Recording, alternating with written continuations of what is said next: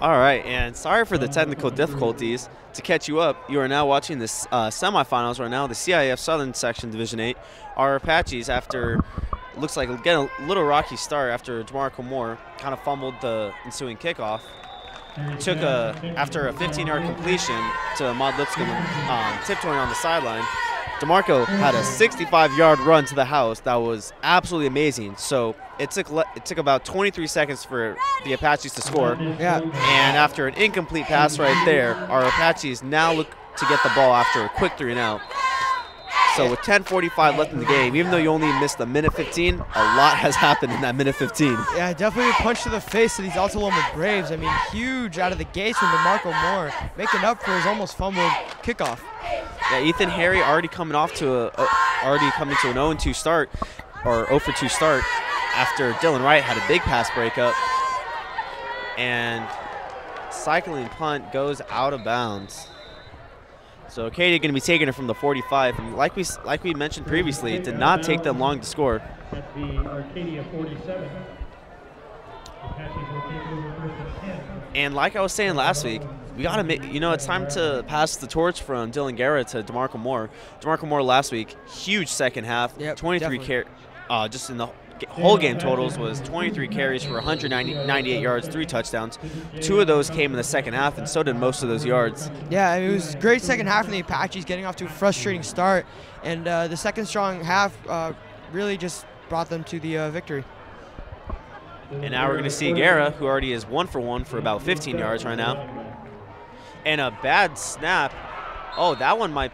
Luckily, DeMarco Moore recovers it, or excuse me, Deontay Bevel recovers it, and that's 2 games in a row that I've noticed some bad snaps from Leon. Yeah. Very unlikely. Yeah. Starting to become a theme, though. Unseasoned from him throughout the season, been really reliable. Yeah, we've seen the past couple games had trouble snapping that ball.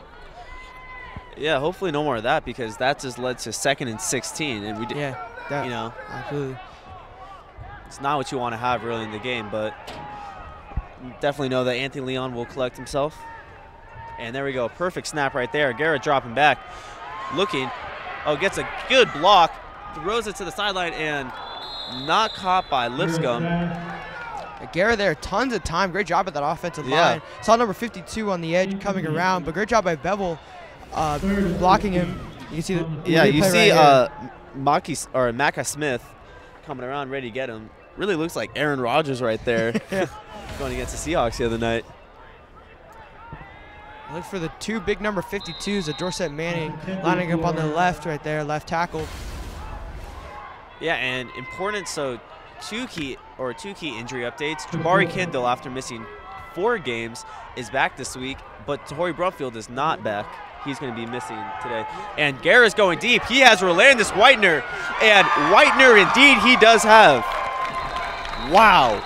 Up top, let him have it, and that is his ball. Man, throw it up. Rolandis Whitener will come down with it. What a catch by Rolandis Whitener, putting Arcadia in the goal, in the red zone, looking to make it a 2-possession game. Wow, what a play by Whitener.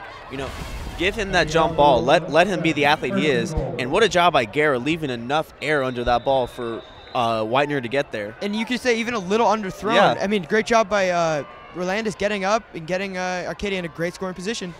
Going to motion, and then looks like Bevel isn't going to be going for much. Surprised to see Bevel get a couple snaps in. Yeah, more just getting some rest. No gain on the play. 2nd and 7. So going to lead to second and goal from the 7. Yeah, it was stuffed by number 45, Jacob Harriet up the middle. Good job by him, limiting Bevel to nothing. Yeah, I mean, talking to Maxie before this game, he really doesn't think much of this Alta Loma team. He still says that they're kind of the same level as the Temescal Canyon or Agoura.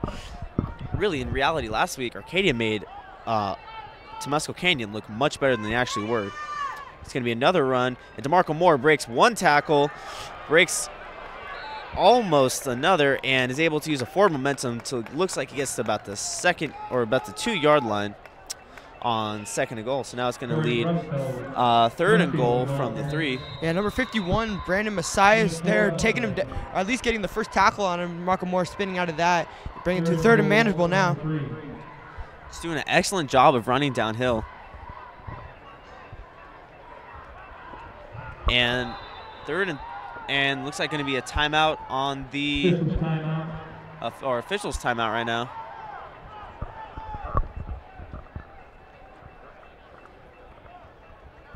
Looks like an Alta Loma player getting subbed out right now.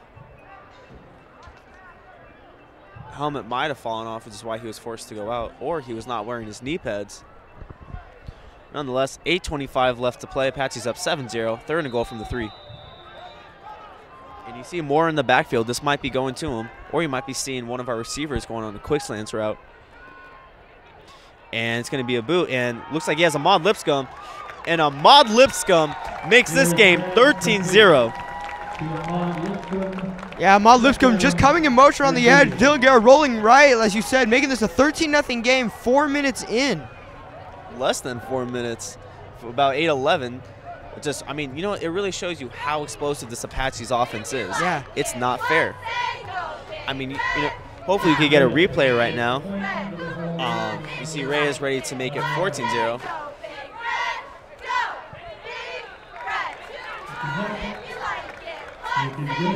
Yeah, man, if we could get a replay of that touchdown, I mean, you know, we really see how well this play is drawn up. Looks like we're not able to get it up as of right now. But, I mean, you see Ahmad Lipscomb going in motion and really just finds a soft spot in that Alta Loma defense. Finds the underneath. Guerra faking it to Bevel, then just pulls it back, finds Ahmad for the touchdown. And Reyes already has 1 touchback. This one was really impressive, as it was a sideline. So on the previous touchdown with DeMarco Moore going for looked like about 65 yards.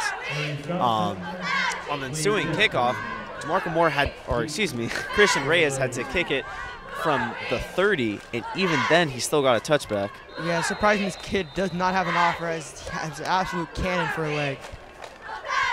And he's ready to boot it away right now. And looks like this will not be a touchback. And it decides, or it looks like Alta Loma lets that one go back in.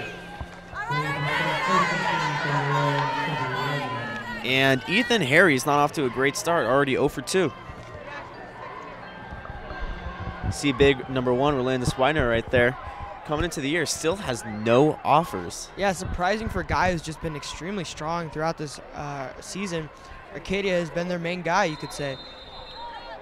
The problem is Arcadia has 4 main guys on that when it comes to that wide receivers. I mean, they have Frankie, Ahmad, Jabari, and Rolandis, and you really can't go wrong throwing to any of them. Yeah, definitely. All right, Harry looking to get something started, man of motion, and he's going to be getting it, and with really not much room to run. Arcadia doing a great job of stuffing that. Pizer Blakely with the gain of 2 on the end around. Going to be 2nd and 8 with about 7:55 left in the ball game. Big Milo on the stop. And even though I believe Milo only had a sack or a half sack last game, did an excellent job of stopping Brandon Clemens. Yeah, Clemens we expected him to have a great game, and limited just to 58 yards. At the beginning looked dangerous, but those middle linebackers did a great job stuffing him. And play action, Harry looking to throw and hit some, nope. Oh, and that ball looks like it was knocked out.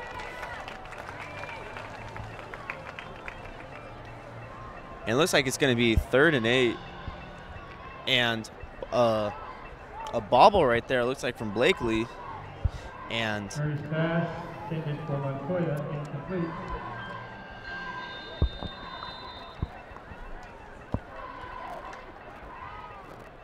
so now it's going to be 3rd and 8, and Harry is going to be 0 for 3 on the day. Yeah. Not too bright, but I mean, looks like he's much more solid than the quarterback we saw last week. Big, tall kid. Looks like he's a strong arm during warm-ups. We saw that. And this one's going to be going deep. And that's right to Ahmad Lipscomb. And this might be going back. No, it will not. And it looks like Harry was targeting Ahmad Lipscomb with that throw. Yeah. Just completely abysmal. It's all Arcadia so far, halfway through this first quarter.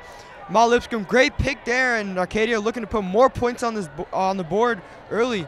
You know, it looks like there was if we could get a replay of it, looks like there was a lot of miscommunication right there. Yeah. Especially because it looks like receiver went one way, quarterback went the other, and thankfully quarterback went the other.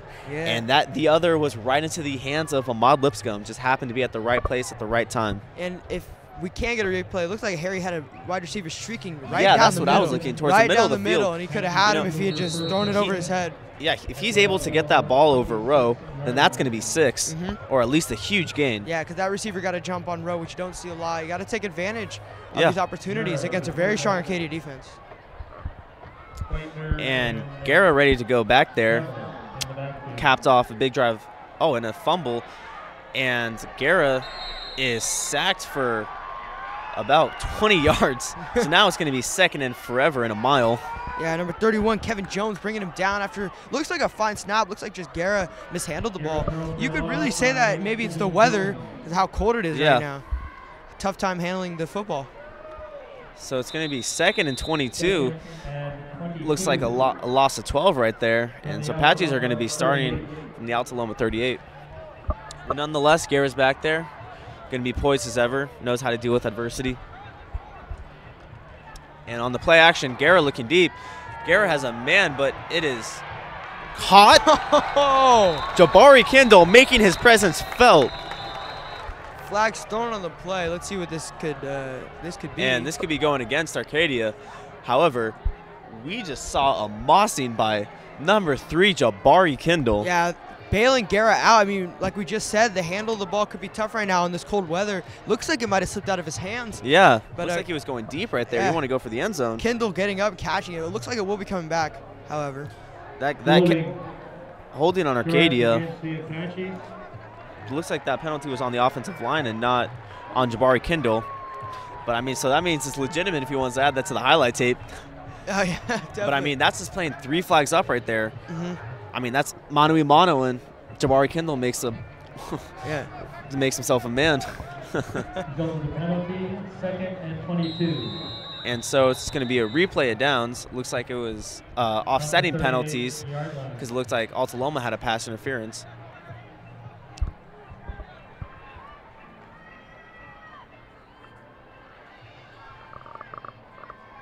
And Guerra looks like he's going to hand it off to Bevel. Bevel makes a couple guys miss, but doesn't get much. Looks like it's going to be about 3rd and 18. Looks like he fumbled it right there, recovered by number 60, Anthony Leone. If you're Alta Loma, you need to stop right here. 3rd and long. Odds are on your side. You need to get the ball back. Put some points on the board before this game gets out of your hands. From the 36-yard line. Yeah, but I mean, Bevel takes a couple yards off that, but not really doing much. Yeah, so I mean, you got to be looking for your key guys right now. And it looks like we have big number 4, Dylan Ryden, who probably made the catch of the year last week over 2, not catch. 1, but 2 Temescal Canyon defenders. And Guerra dropping back on the play action, has a man coming his way, steps up in the pocket. That's going to be a holding call, and looks like that's a block, at least a block in the back, if not holding call. And that's going to lead to 4th and 20. Yeah, it was number 31, Kevin Jones, putting pressure on Guerra, making him roll out, making Dorset having to hold him back. And it was great job by the Alta Loma Braves stopping Apaches. And because if Arcadia were to get that, it would have been really tough for them to come back from that 3rd and 20. But now getting the ball back, we're going to put anything on the board. And it looks like the Apaches are going to be lined up, but it's probably just going to be Guerra punting this one away. I mean, Kevin Jones has looked really good off the edge. I mean, he's beat Dorset, looks like about 3 times so far. Yeah, him and number 52, Mackie Smith, really giving the offensive line a tough time as Guerra punts it away. Oh, this one might be going too far. They can down it. And Rowe is not able to get that one. Yeah. You know, I mean, it's already 14. It's already 14-0. Maybe let Reyes test his leg. It's not a horrible idea. I mean, you gave yourself great position. Yeah, it would have been a long field goal. Who knows early in this game? Take the safe way out. Just punt it away and let your defense work. I mean, you got one of the best defenses in this division, and let's see how they can perform against this Alta Loma offense. You know, and this Alta Loma team came out very hyped. You could tell in pregame that compared to Temescal Canyon and Agoura, there was a lot more, and I mean a lot more energy. Yeah, as they get on in CIF, teams know that there really is no favorite anymore. It's all toss-up. And the run up the middle from David Ramirez goes for about 1 or 2. Gain of 4, second and 6 on the play. Stopped by Darian Jones. And big pops on the stop. Just he's just really just a brick wall in the middle of the line. I mean, just being how big and strong he is, he's hard to push back, and he doesn't get noticed a lot, but he does his job of plugging that hole. Yeah. He's not fast. He's not gonna get big sacks, just because he's just really not able to chase the quarterback down, but he does his job. Yeah, the textbook defensive tackle, we could say. Yeah, and that one's Harry's first completion on the day. Alex Granger. Alex Granger on the catch, and just doing a good job looks like a button route right there at the top of the 30. Just doing a great job of getting separation and beating Wright after Wright got him in the first series. Wright was able to knock a pass out of his hands. And first down for Alta Loma. Maybe trying to get any momentum back after a tough start to this first quarter. Yeah, I mean, if you're Alta Loma, you can't really look at the scoreboard, and you just got to keep on driving. Yeah, can't get 14 points on one drive. You got to take it possession by possession. And that run is going for a big one right there. It looks like Danny Ramirez picked up some steam on the way. Yeah, Danny Ramirez straight up the middle, getting around the outside eventually and bringing it to second and 2, excuse me. Running behind a big offensive line. Looks like running behind big Tanner Everett, number 73, 6'5", 265. Wow.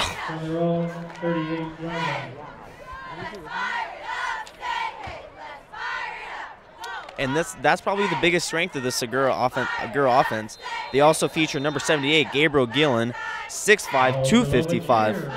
Yeah, they will push you back. It's going to be tough for this Arcadia D-line. Not as big as them. Done a good job so far, but let's see how they can handle it. And Ramirez has some steam again, and that time he gets a first down. And this team is driving. You know, we're seeing you can't lie. I mean, our Apache's defensive line is much smaller.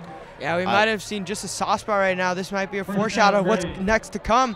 Arcadia's O-line, D-line really standing no chance against the O-line of Alta Loma right there. And Ramirez getting a huge hole, another great gain, and they're driving.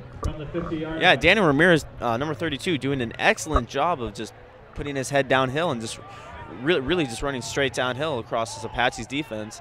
Going to be getting 1st and 10 from the mid. And it's going to be going back to Ramirez, and that one is stopped again. And looks a little late action right there by, looks like,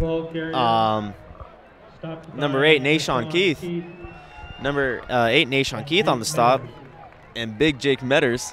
But yeah, I mean, we've seen this big running back has a couple big gains, and then Apache stop him. We saw the same thing with Brandon Clemens last week from Temescal Canyon. Yeah, Brandon Clemens got off to a great start last week.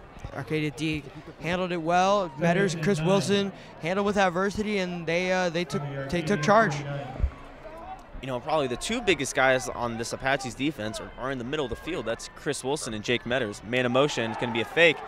Hits the middle field and missed tackle. This might be going for 6, folks. And wrapped and taken out at the 3-yard line. Landis Whitener with a very, very unseasonal miss on the tackle. Wow, Picer Blakely making Landis Whitener miss. Bringing it all the way down. It looks like the 3-yard line. Huge drive here, and what a play call by that offensive coordinator or coach. Calling a pass right after Arcadia really are expecting a run. Great job by him. Great job by this offense. Looking to make this a game. Yeah, I mean, our Apaches are beginning to get a little exposed right now. We saw really Temescal Canyon and especially Agoura not being able to put much of a drive up. But, you know, as you move along, I mean, it only makes sense. Teams get better. And right now we're seeing a really strong offensive line. And this one's going right to Ramirez. This one is for 6, folks. Daniel Ramirez is making our Apaches look pretty soft right now. We got a game, folks. We got a game. Alta Loma makes this interesting. 14-6. Give me battle offenses this whole game. You know, Again, a reminder, please do not use artificial noise makers. You will be asked to leave. Do not use artificial noise makers. We're really seeing our Apaches getting beat right now, especially on the offensive line part. I mean, some of the guys I was mentioning earlier we're just not as big, and it might start to hurt us right now because the offensive lines we're seeing in the Pacific League are nowhere near as big as this. Yeah, this is some of the biggest offensive line that I've seen, or Arcadia I've really seen this whole season. Pushing them back, making it tough for this whole Arcadia defense. You know, usually right there, it just looks like Arcadia got beat. I mean, when Arcadia goes down and struggles throughout their games, it's usually self-inflicted. And as much as it helps, I mean, our home field advantage comes into play too. I mean, the crowd is filled out on the opposite bleachers over there. Yeah, there really is a blue sea right now. And on the first kickoff, DeMarco Moore had a lot of trouble handling it, bobbled it, then in the process of getting up, put it kneed it on the 15. Yeah, we heard the crowd roar after that. They were excited. They know that this game could go anyway. But then followed it up with a 65-yard touchdown. Yeah, that's true, very true. So definitely made up for that mistake. But yeah, I mean, you know what? This is going to be really interesting to see, can our Apaches play with big boys? I mean, like I said, 6'5", 265, 6'5", 255. Touchdown helmet passing. And this one is going to be going to Rolandis, and Rolandis does not have much room, and he'll be going up to the 30, or excuse me, it looks like that was DeMarco Moore. Or Dylan Wright. Looks like Dylan Wright was in there instead of DeMarco Moore. Return for Arcadia. And this could get exciting. Braves will start. Alta Loma did not look phased by any means. No, I mean, getting smacked in the face for a 14-point lead halfway through the first quarter. I mean, it's hard for a team to come back. They drove down the field, show that they're not scared. 14-7 game. You know, they definitely are not scared right now, and it looks like they're kind of just going to ditch the pass game. And the problem with them ditching the pass game for Apache's defense is that we're going to have to start playing our linebackers up, and that's going to leave the middle of the field wide open. And you saw that last drive when Harry passed back and found number 11, Peister Blakely, for a huge gain. Going to be DeMarco Moore on the carry. And right there, he is stuffed by big number 51. Now that is a big boy. Wow. No gain on the play, stopped by Matt Diavola and others. Yeah, big number 51, Brandon Macias, 5'9", 240. Wow, would my mom like to cook for him. Big boy right there, a unit, and he stops Moore. And they're going to go back to Moore, and this Apaches team is dealing with a lot of adversity. Kevin Jones have a night, will you? Off the edge, nowhere for DeMarco Moore to go. And our Apaches are looking at a third and 9 right now. We are, third and 11.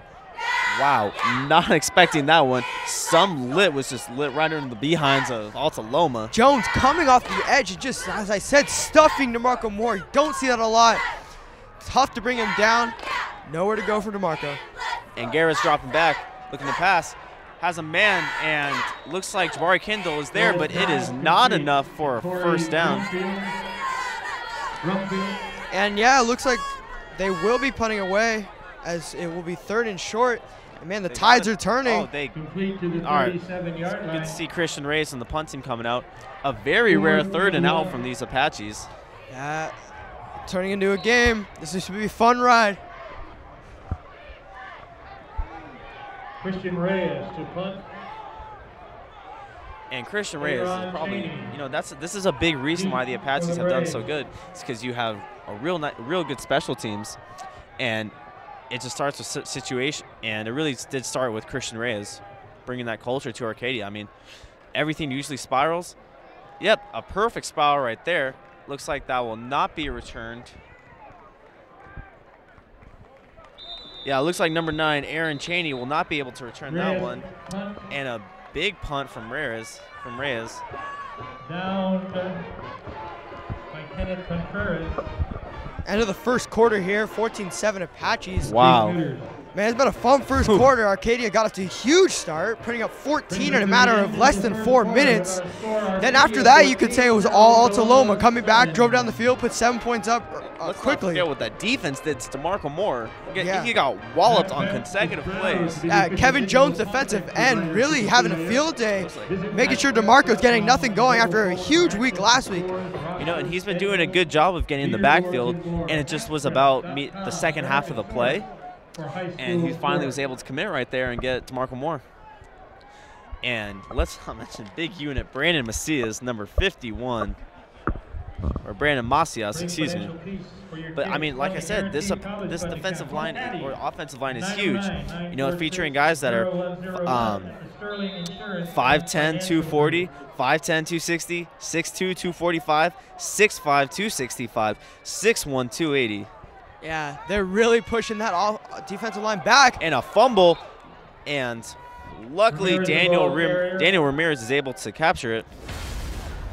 Yeah, and when the defensive line of Arcadia can't really get anything going, it tires them out and only gives more advantage to this Alta Loma Braves team, as they will look to get the running game going again. Had a great job by Ramirez last drive, then found number 11, Picer Blakely for a huge game. Yeah. That led to a touchdown. I mean, you know, let's see how our Apaches do going against this big line. And it's going to be a play action. And, you know, if you stop the run, then we really are making them pass. I mean, looks like there's probably 6 or 7 of them in the box right now. Yeah, that was just looked like a screen pass to Joe McVeigh, underthrown by Harry. Now we'll bring it to a very long third down. Yeah, I mean, now it's a quick 3rd and 11, so our Apaches did a great job of stopping the run on the first, or looks like, two Alta Loma errors right there. A really bad pass from Harry. I think it's going to bring him to like about 3 for 8 on the day. And then we also see a fumble from Ramirez. Man in motion. Harry looking to throw. Harry has time, tries to escape, and he is not going to. The Apaches swallow him whole. Let's see who's there. Looks like number 8, Nashawn Keith. Look at the way Nashawn Keith is able to step up off his man and throw him to the ground. You know, yeah, it looked like number 88, Richard Cranford, said no chance against Nashawn Keith. Coming around the edge, sacking Harry, 4th 13. Looks like it'll be Apache's ball. And after looking like they could not stop Daniel Ramirez, they're able to get a quick 3 and out. And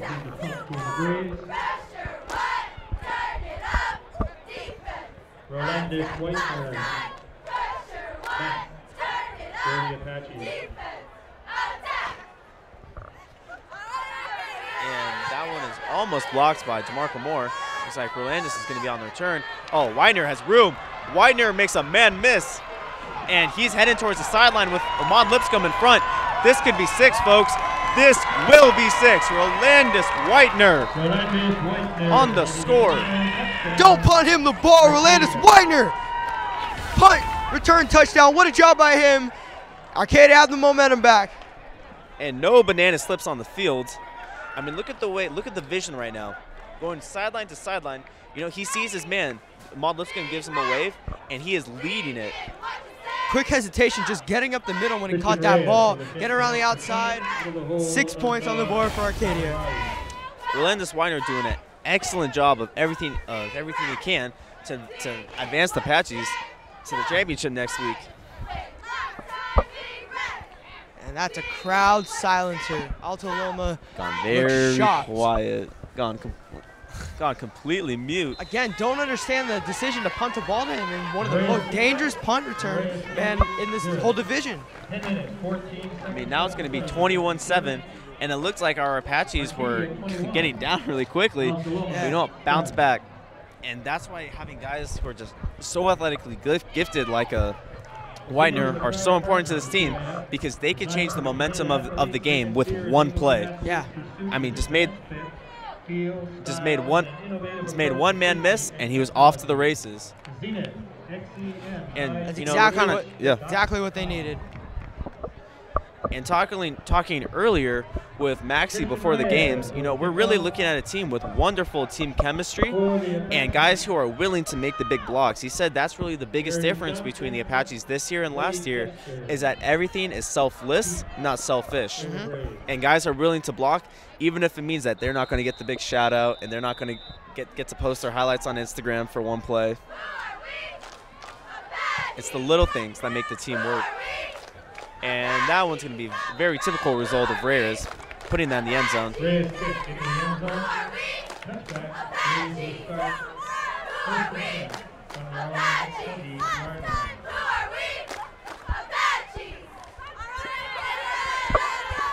And look, yeah, so after Arcadia got off to a hot start, scoring 14 with 6:11 left in the first quarter, got down after a quick 3-and-out, and then Daniel Ramirez ran right over them, leading behind this huge Agur offensive line. However, Apaches come back to make it 21-7, 10 minutes left in the half, and it looks like the Apaches are not done yet scoring.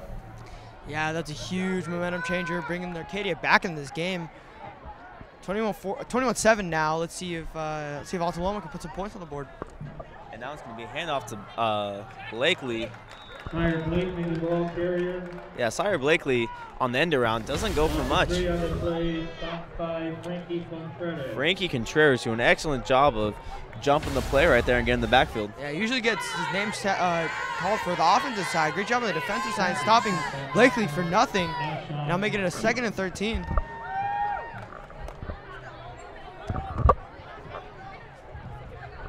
And right now, Alta Loma is it's kind of in the dog pits right now, kind of in the trenches.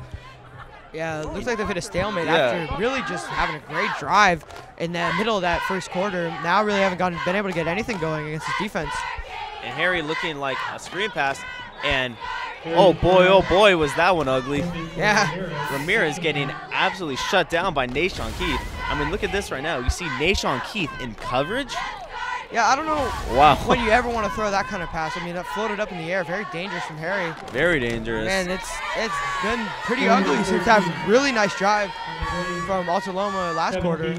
And now it's going to be 3rd and 13 from the Alta Loma 17. We see number 16, Ty Cavallero get into the game. And going to be a timeout on the Apache side.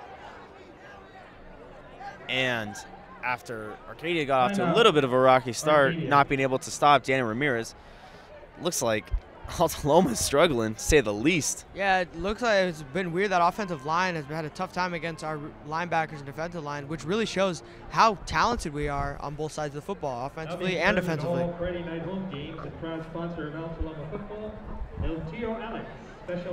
Yeah, you know, and this is a good team for Arcadia to play. I mean, hopefully they get the win and move on, but they're going to see, if they are able to win and move on, they are going to be seeing a lot of teams that have offensive lines like this where there's some big boys.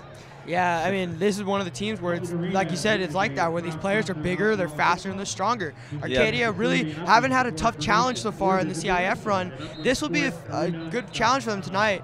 See how they handle a better, faster, stronger team. Might not be better and faster, but definitely at least stronger and bigger for sure. Oh, better than the teams they faced before.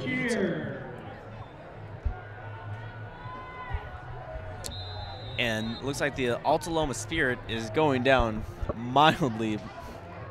Yeah, but if you're on that side, you got to know. I mean, it's still anyone's ball game. It's still very early in this game. Looks like Robert Barrera is almost getting there on the end around. Pass to Blakely, and that goes for, looks like 20.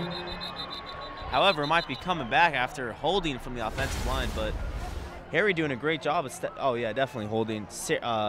Doing a great job of reaching Sire Blakely. Yeah, that's unlucky for the Alta Loma Braves. That would have brought a first down. Looks like it's coming back. Would have needed that for the Braves. And it is going to be holding charged against the Braves.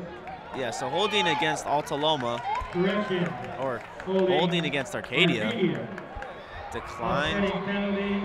So holding on Arcadia, and Alta Loma's going to decline it, making it a first down.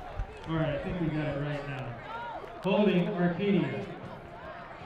Penalty is declined. First down, Alta Loma at their own 41-yard line. First and 10 Braves. And looks like Alta Loma having a little bit of momentum right now. And it's going to be Harry looking to throw in the middle of the field, and he is able to complete it before Rolando Spiner gets there. Yeah, Blakely on the catch there. They're marching another first down. This could be a repeat of that drive we saw last quarter. Trying to make it a one-possession game. Yeah, Rolando Spiner almost getting there in time, but close with no cigar, though.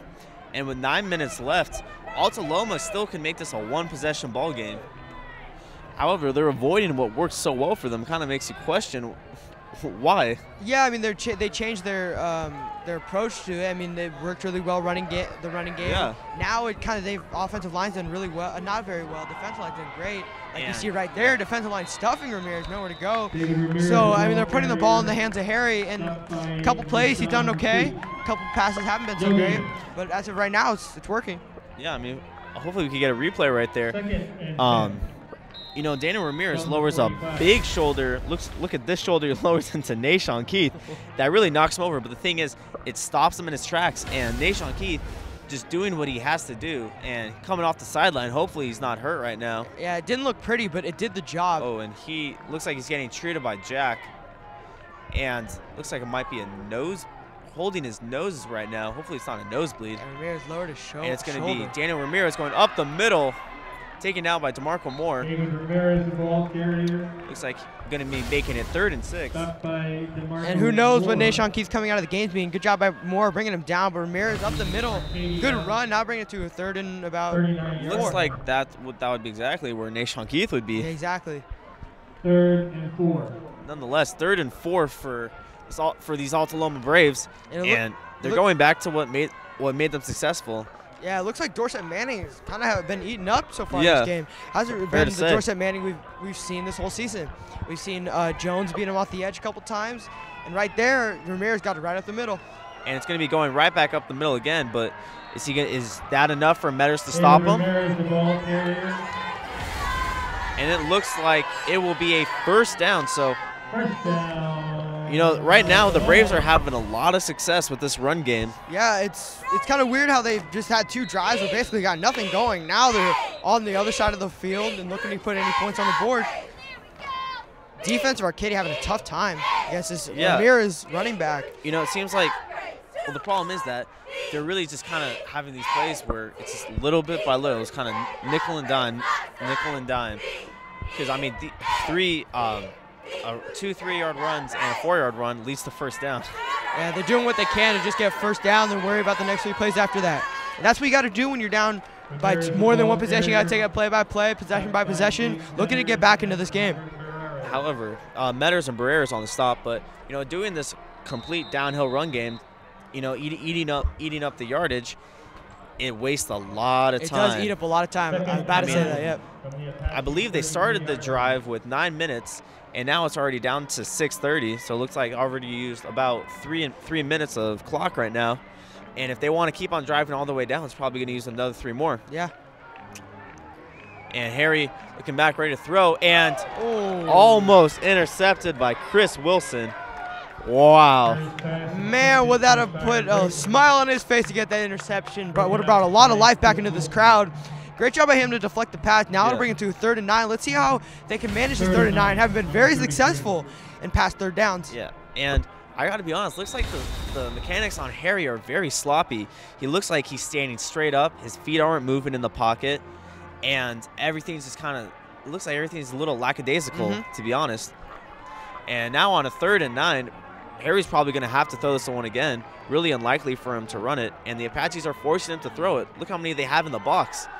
And Harry is going to throw it, and Dylan Wright, what a play. Big dog status. Yeah, no flag on the play. No flag on the play. Dylan Wright getting up, giving no chance. Number 8, Brandon Vivola. Yeah, Harry just looking right, and nice job by Wright getting up and stopping that ball. 4th down. Good job, Apache defense. And these Braves will stay on the field. Not sure what they're running right now. I don't see a punter. I believe they will stay on the field, yeah. And you know what? They're going to go for this one. You know, possibly last game of the year. Apache's going to have to make a big stop right now. This is the right choice. This is the right choice because you're too close to punt, too long for a field goal, and it's not that bad field position. Good call. Timeout, however, Alta Loma Braves. Yeah, it makes sense for Alta Loma to be calling a timeout right now. But, I mean, once again, what a job by Dylan Wright reading the eyes of Harry. And previously, Dylan Wright got beat on that same type of button route where it looks like just kind of a 10 and in. Receiver got great separation on him, but this time Wright makes an adjustment and steps up on it and swats the ball away.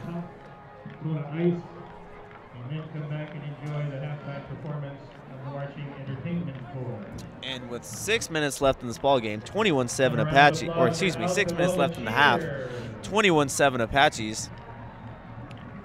I mean, they're really looking to force a turnover right now, and then, well, first we got to make sure that is this Gura offense going to stay on the field, and it looks like they are going to be staying on the field. I still see Harry in the big offensive line. Yeah, CIF Division 8 semifinals. Of course you're going for it.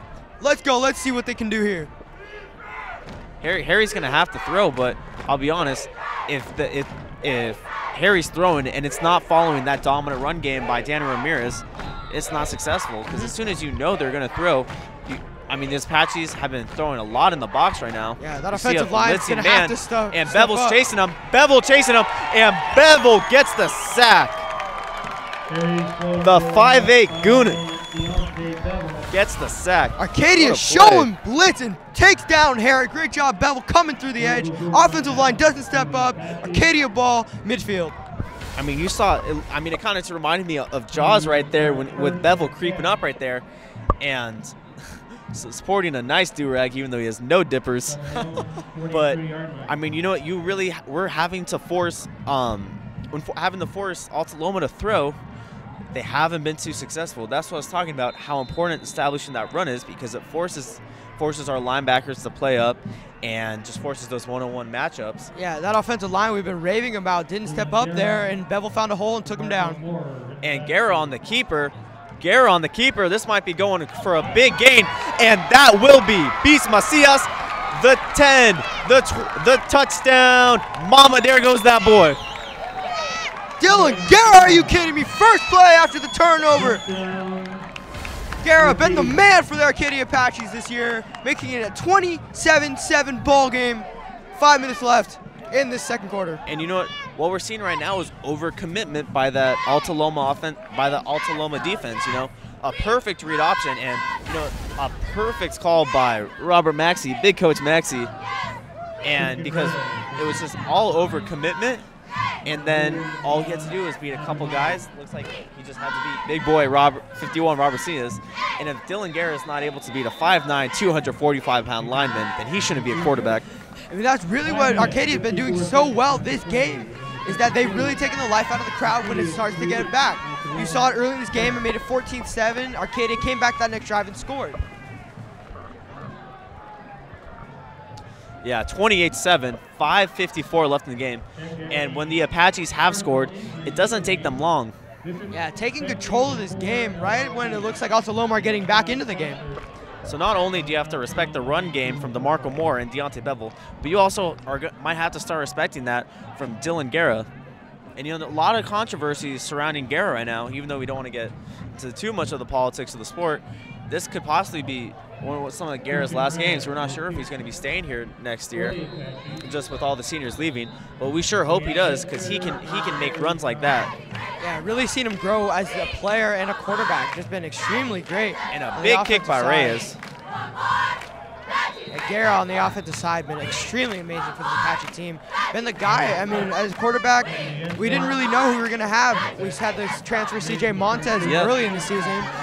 It was going to be a fight for Guerra, and at the beginning of the season, coach basically told him, it's yours to lose. And Guerra showed that, you know, he's really been taking the job very seriously and done very well. Yeah, well, that quarterback battle took a very funny turn, because, I mean, first we got Chris Wilson back here, and then it seemed like it was Guerra versus Wilson, and then CJ Montez comes, but then CJ Montez in the summer sends Guerra a text saying, I'm going to Long Beach Poly. It's all yours. Yeah. And Wilson moves to linebacker, and the rest is history. Dylan Guerra has been an excellent quarterback this year, and you know what? He might be MVP of the Pacific League. Yeah, he definitely, his name will be thrown up in the air for that. If he doesn't win it, one of his teammates will, for sure. And Harry looking to throw, and under some pressure, are they going to get to him? And he's able to complete the pass, but it looks like he was Alexander, past the line of scrimmage when he threw that, so we'll be coming back. It looks like Alexander on the play right there. Oops. Didn't mean that one to come up. Looks like that was supposed to be a instant replay.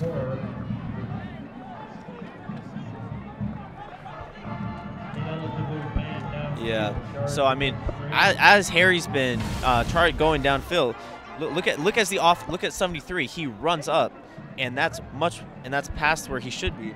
That's 5 yards. Looks like it was about 5 yards in front, and that's where the penalty was. Yeah, and that's the 6'5" Tanner Everett there. That's a man over there. I think in Thanksgiving he gets his own turkey.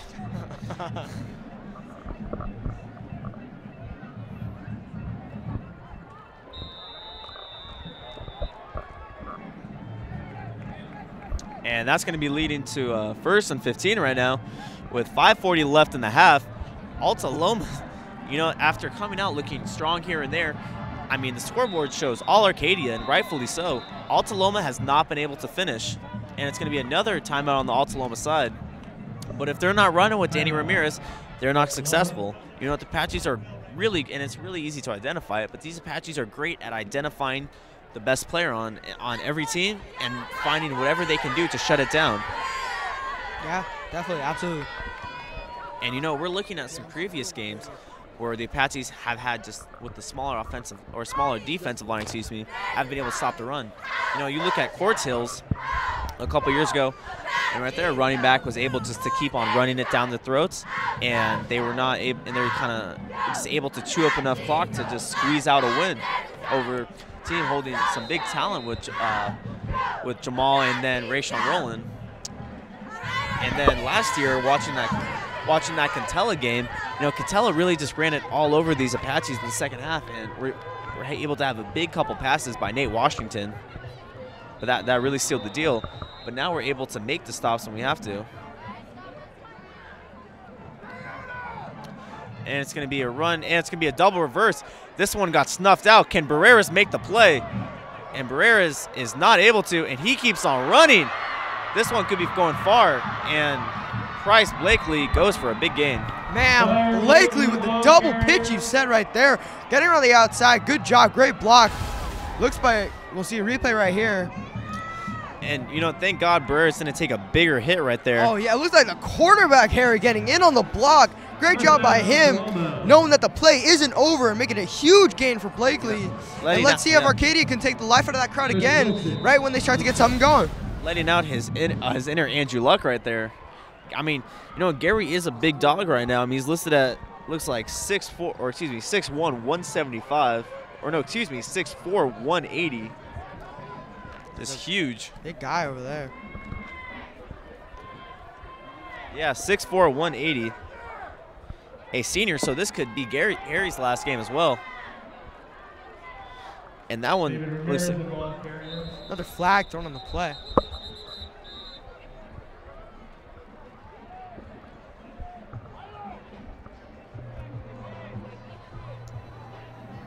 There's a flag on the play. And this one looks like it's going to be coming back. Yeah, those don't look like high schoolers. Those look like 33 or 35-year-old men who are already starting to set up 401ks. Yeah, there's some big football players over there. Definitely some of the biggest we've seen in this broadcasting booth. Big country boys.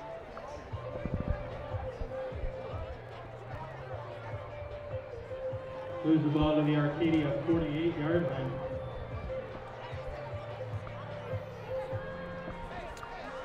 And with 4:48 left, Apache's looking to get a stop on this 1st and 15, and hopefully they can sneak in another score, making it 35-7. Or excuse me, it's going to be 1st and 15, yeah. So Apache's looking to make it 35-7. And I mean, right now, if they just keep on stuffing the run, they're going to be good for the rest of the game. And Harry not able to pass it away. looks like Ty Lawson, Basketball. Not the Denver Nugget, excuse me, Ty Cavallero, able to almost get the sack right there. Yeah, Cavallero, good to see him back. Getting right up the middle. Harry having to throw the ball away. For Alta Loma right here, you need to score. 4 minutes left on this clock. You get the ball back to start the second half. You put points on the board, come back second half, hopefully get some more points on the board. Is a huge possession for this game.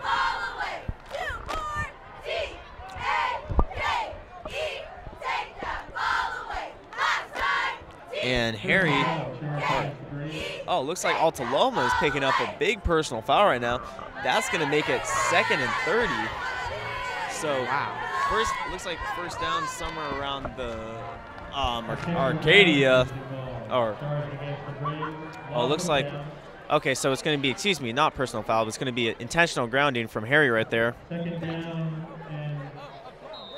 You see some of our big Apaches right there, Ethan Stickler, who is really funny after having a class of them my freshman and sophomore year. You wouldn't think that this guy's going to be playing football. Junior year, he gains about 40 pounds and is a big part of this offensive line and swallowed whole by, looks like, Jake Metters. And that's Dion Carpenter, new addition to this Apaches this year. Haven't really seen much of him. It's definitely been a second half player, but doing a great job right there.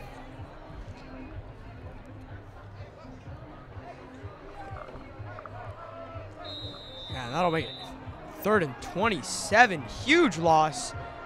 Doesn't look good for this Alta Loma Braves late in the second quarter. It's going to be interesting seeing what Dion Carpenter does with the rest of his career for these Apaches.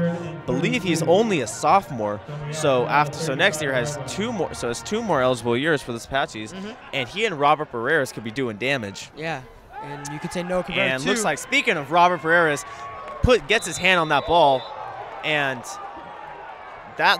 he so happened to run into Dorset Manning right there. But I mean, look at Barreras. But hopefully, keep your eye on number 52. That doesn't look so legal. That wasn't very clean. Man, luckily the refs did not see that, or just full on didn't want to call it, because that was a blatant late hit by Dorset Manning. That's just one of those where you just turn a blind eye.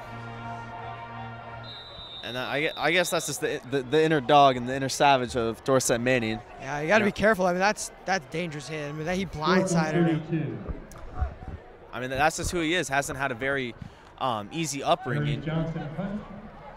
And this could be number 2 on the day. Could be number 2. And would you look at that face arm or stiff arm? Oh, horse collar. And on a stiff arm right there. There it is. And coming flying. Wow. that flag torpedoed. Came in from the other touchdown. Yeah, but Rolandus Widener, didn't they learn the first time? Don't punt the ball to that guy. Second huge return. Rolandus Widener making men miss left and right. Stiff arm number 5. And stiff arm him, and yeah, I mean, I think that's horse collar. Pretty sure. Yeah. Oh no, might be a little debatable. Yeah, who knows? But I mean, number 80, Wade Jester, wide receiver senior, just kind of took Rolandus, or hopped on for a ride on Rolandus Widener.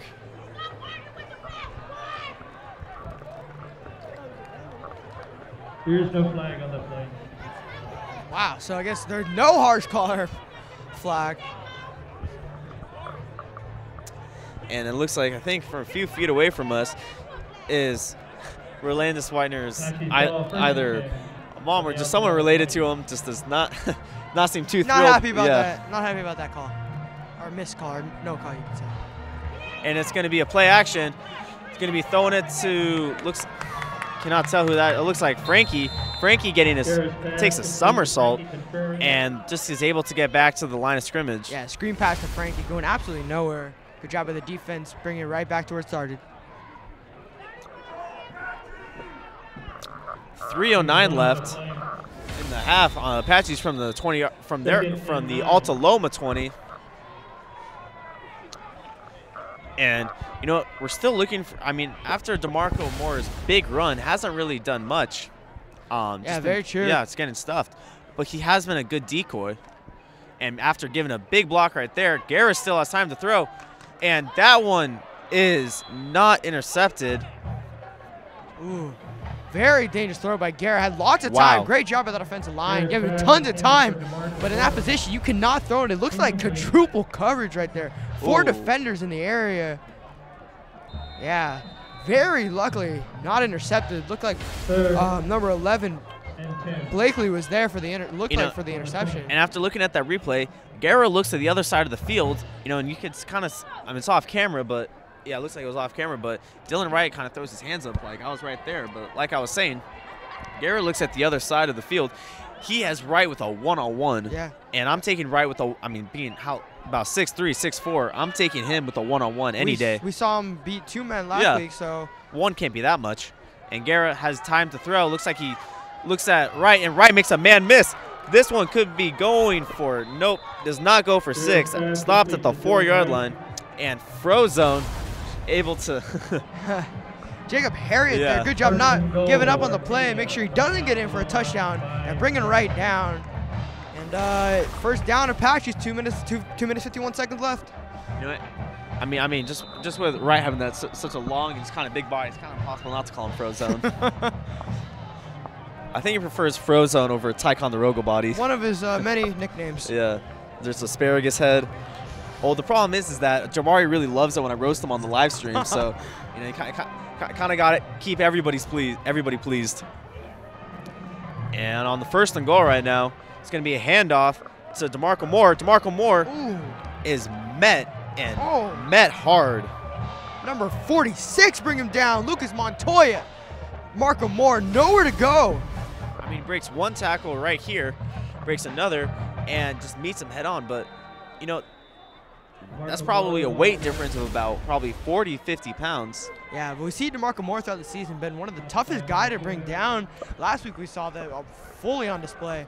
But this week we've seen him have a really tough time besides that 65-yard run early in this game. Hasn't gotten anything going. And 150 left. Oh, and first off, we'd also like to thank Foothill Credit Union for making this possible. And it's going to be a play action. Oh, throw the flag. Oh, I don't know about that one, Chief. A little overthrown there by Guerra, though. Got to put it up. Give your receiver a chance. Dylan Wright could have gotten up. Looks like he was. I mean, if we could get a replay right there, yeah. Nope. Yes. No. Hopefully get the replay. Yeah, so. Nope. Oh, here we go. But, I mean, he was completely held down. I mean, he's not able to elevate himself and get on top of that. He had the advantage right there. He did a good job of boxing him out. But it looks like it's going to be 3rd and goal from the 4-yard line. Might be expecting a read option. And this one goes to DeMarco. And DeMarco, did DeMarco get in there? And DeMarco Moore in for his 2nd touchdown of the game, making it 34-7 Apaches. DeMarco reaches the ball over the goal line. Right here, you'll see the replay of him reaching. Gets the 6 points for the Apaches, making this a 34-7 game right at the end of the first half. Wow, what a job right there. Just the awareness of Moore and how strong, with how strong he is.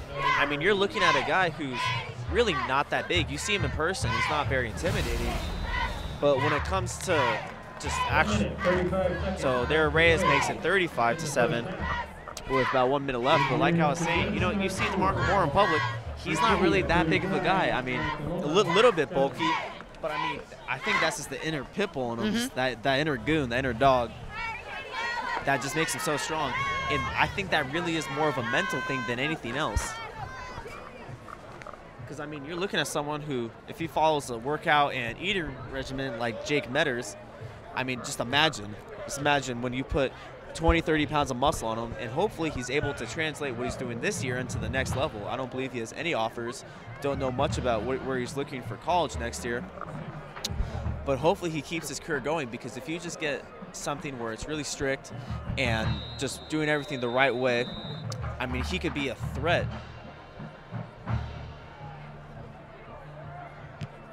And that one is, would you look at that? It's going to be another. And I believe that one looks like it almost went through. I mean, he's kicking it over the back of the end zone.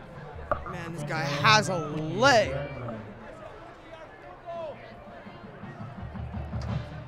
I mean, if it really comes down to it, Apaches are at the 38. let him try it. It's disappointing that we really haven't seen his leg fully on display this year. I haven't really had many situations where Arcadia have gone 4th down like the 38-yard line because of how good their offense is. Yeah, exactly. The problem is their offense is too good. I mean, we've even seen Reyes making great plays when they have been able to return it. And Harry on a screen pass, that doesn't go for much right there. Looks like Dion Carpenter finishes the job. Clock will keep running. Yeah, so pass complete to Aries Johnson right there. Goes for a couple. Oh, looks like it goes for none, so it's going to be 2nd and 10. And 1:10 left in the half. And our Apaches are looking to walk into the locker room 35-7, happy as ever. You know, much different outcome than last week for sure. Yeah, they're playing extremely good football tonight. Really haven't shown any weaknesses except for that one drive where the offensive line was pushing them back for Alta Loma. And Danny Ramirez gets it once again. And Deontay, wow. Deontay Belville right there doing a great job of getting low and bringing him down. And that's going to lead to 2nd and 6. I mean, and once again, you know, you're looking at a guy like Deontay Belville, and, you know, we're talking about how important nutrition and weightlifting is. Every time I see Deontay, he has a can of Pringles in his hand. So, looks like nutrition might not be on point. It doesn't look like the J.J. Watt diet of 10,000 calories a day through chicken and oatmeal. But he's been an absolute bulldog on the offensive side and defensive side. Yeah, I mean, it really makes you wonder what these guys could be like if they get on something proper.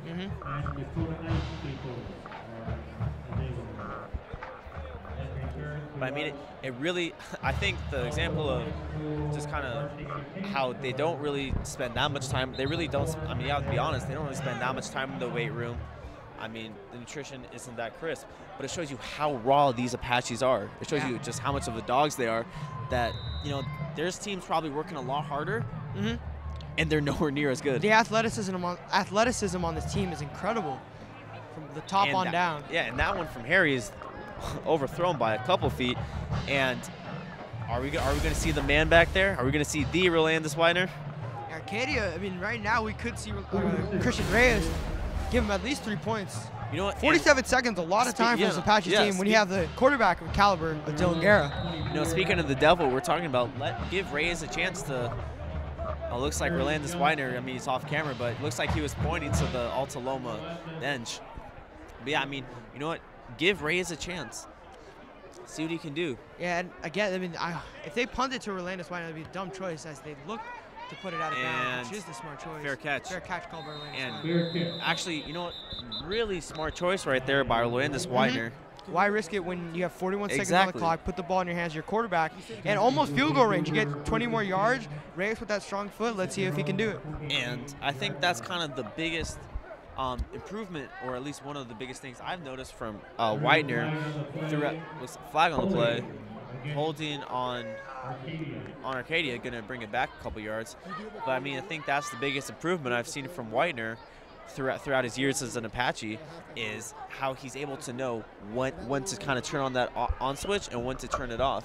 Yeah, even earlier in the season we saw plays where he should have, Pasadena. Yeah, where he should have downed it, not trying to force it, and he did, and eventually he fumbled the ball. And now we've seen him grow and mature as a player to the point where he knows that he needs to put the ball in the hands of his quarterback, Dylan Guerra, and see what he can do with the ball. Which really shows the selflessness of this team, as Coach Pollock was telling us, or Maxie. Yeah, I mean, you know, perfect example of kind of a little bit of that selfishness, thinking I have to put the whole team on back, is Pasadena. It's raining, the ball's wet, and I mean, with 5 guys coming at him on a punt return, and the ball was already down and rolling to him. Rolandis tries to pick it up, and in the process of it getting picked up, he gets hit, fumbles, and Pasadena gets the ball. And here we have a screen pass right here. This one could be going far, and there he goes. One person to beat, and he will not beat them. Looks like Pollock calls a timeout. Number 10, Nathan Ray's chasing him down. Tough to chase down Ahmad Lipscomb, leading receiver for this Apache team. Right there, you'll see him bringing him down. Great tackle by him. And you know what? Talking about selflessness, look at all these Apaches blocking, and Garrett's going to spike this one. So Garrett spikes it with 27 seconds left. Ball on the 36, and to me, this is Christian Reyes zone. Although it says Christian Reyes all over it. Yeah, I'd say you go deep a couple plays, see what you can get out of it. Yeah, exactly. See what you're able to squeeze out, and hopefully, I mean, worst case, yeah. See, we already see Reyes warming up. Second and 10, Arcadia. Worst case scenario, you head 38-7 going into the half. Already been a great half for this Apache team, playing great football. And Guerra stepping up, and Guerra just has to throw that one away. Smart choice throwing that away. Don't force that ball. Already seen him force one, almost intercepted. Yeah. Yeah, nice job throwing it.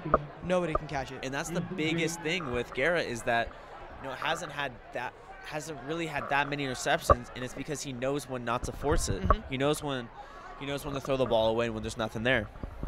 And it's when he tries to do too much is when they're unsuccessful. Third and 10. All right. If they don't get this one, looks like we're going to see Christian Reyes. Looks like this one's going towards the end zone. And, oh! Did he catch it? Oh, my God. I can't tell if that's Francisco Contreras or Tony Totap. What a catch, Francisco Contreras, right on the sideline. And we don't get the good angle for it. Man, what a catch. Unfortunately, you didn't see that. Wow. But 13 seconds left. I can't Great believe he throw caught by that Guerra ball. on the run, and Contreras getting his toes in bounds. Man, what a play. The accuracy. The athleticism of these players, we were just talking about it. The accuracy from Guerra right there is incredible. And just has to throw it away right there. 9 seconds left. Might see Reyes coming out. And might be seeing Reyes. Is it Reyes time yet, or are they going to try? They might try and get one more play in. Yeah, This one might be going for the end zone, and then if this this is pretty much one of those plays where it must be complete, They do have one timeout. or it must be incomplete or a touchdown, just so you could give Reyes a chance to kick it. So one touchdown left. Yeah. Or one timeout left. So One timeout left. Not 9 seconds left on the clock. and this would be a definite chip shot for Christian Reyes. Almost an extra point. And going to be rolling to his left. Looks like he has a man in the back of the end zone. Has a man. Did he get in? Right is not in there. So 3 seconds left. Just overthrown by Guerra. Unlucky, and they will send Reyes out there. Look at, ooh. 4th and 10. Yeah, looks like he was just out of bounds. Unlucky. Great route by Dylan Wright, and almost a perfect pass by Guerra. Overthrown. Has to be happy with his first half effort, though. 35-7. Wow. Could be 38. I mean, Arcadia playing extremely well, and like we said, if they had gotten off to a rough start, it could have been tougher against this better team. But they got off to a great start, and it's really been all up since then. This should bring us to the second half, whether it goes in or he misses. And this one is in.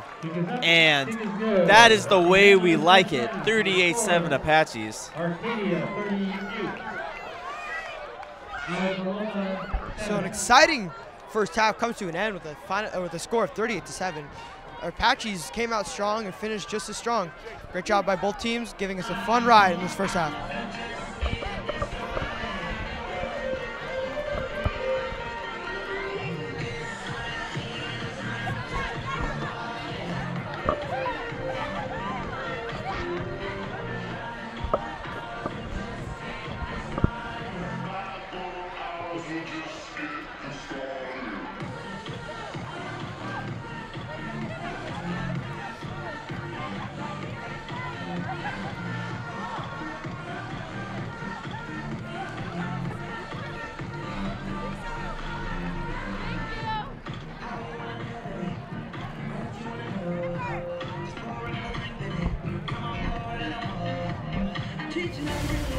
And, I mean, what a first half by our Apaches. Got off to a hot start from DeMarco Moore, but it seems like Alta Loma was starting to catch up by the big runs from Dan Ramirez and this huge, and by huge, I mean gigantic offensive line.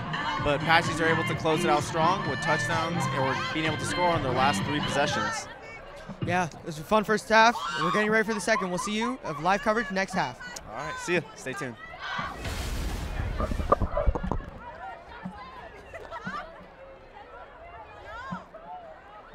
We have some good news and some bad news. Good news is our Apaches came away with a big win last week against Temescal Canyon. Big Ahmad Lipscomb had a huge game, had 1 tub.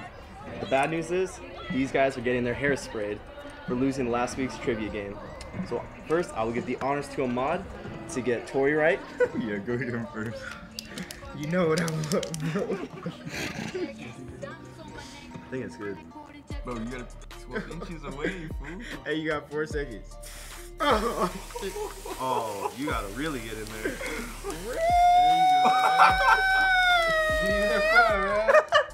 Ah, come on, we gotta finish the job. All right, that's it. Damn, he got into your core. He was saying one spot for a while. All right, now round 2. We're really gonna get Frankie right. Bro, it's wet. Damn. His hair done, dude. Come on now. Give him the J, bro. Right, let me see. Yeah, look.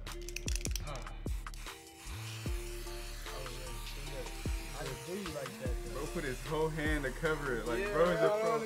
Oh, you You should have done me eyes cold. Bro, that must stink. Hold on, bro. I'm done. He got like Just a little more. Just a little more. That's it. It's cold, bro. I might actually dye my hair. You never know. Round 2. Right. Come on. Bro, I can't even like. Come on, chill out. Right, bro. All right, Matt, now stop. now we're gonna show them walking around campus, embarrass them a little bit. It's all in good fun because hopefully we're gonna get the win this Friday against Alta Loma. All right, stay tuned. Here, man, how you giving out free haircuts? Stop. Free It's not no haircuts, damn haircut, bro. And we do hair dye for free. All that. Look, everybody's staring. Call my name. Oh yeah, they kind of are there. Oh, here we go. Look, there's some right there. There goes son. Right here.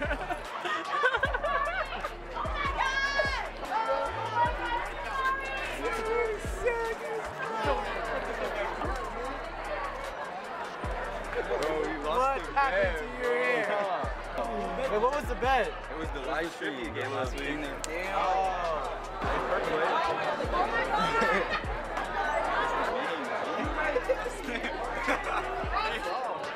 No, you come here. I'm not going over there. I am not the only one he got it to. Put it on him. Stop.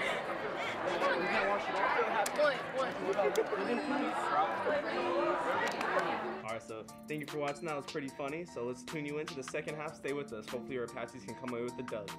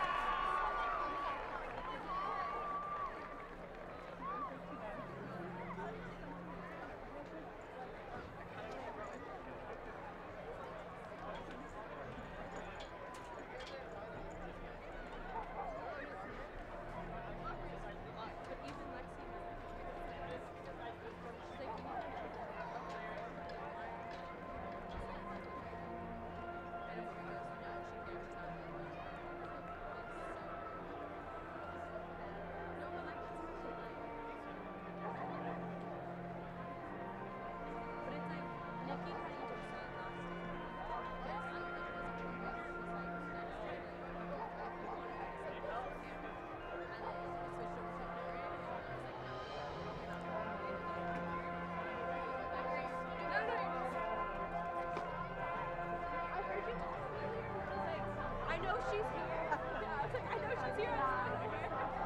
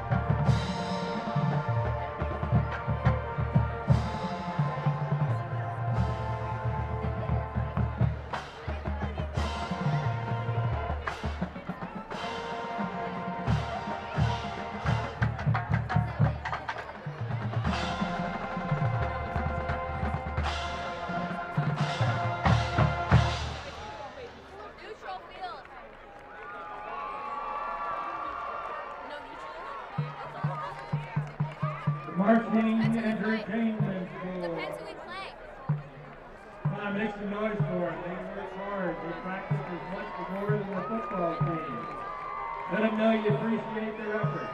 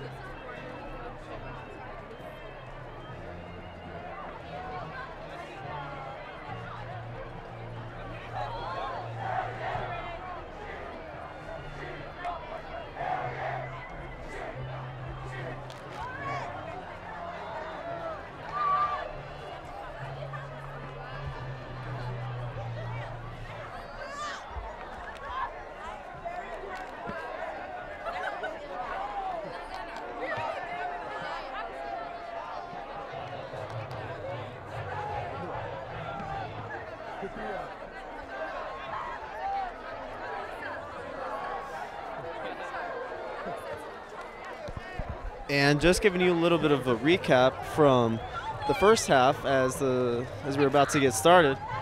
The Alta Loma is going to receive, but you know, it just had a really big first half from DeMarco Moore and Dylan Guerra.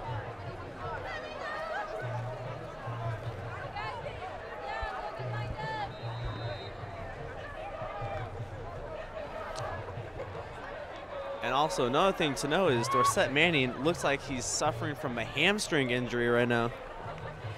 After seeing Jack checking him out, looks like maybe that was probably contributing to the reason of why he just wasn't at his full potential. We kind of mentioned him getting beat, and it kind of makes all makes sense now.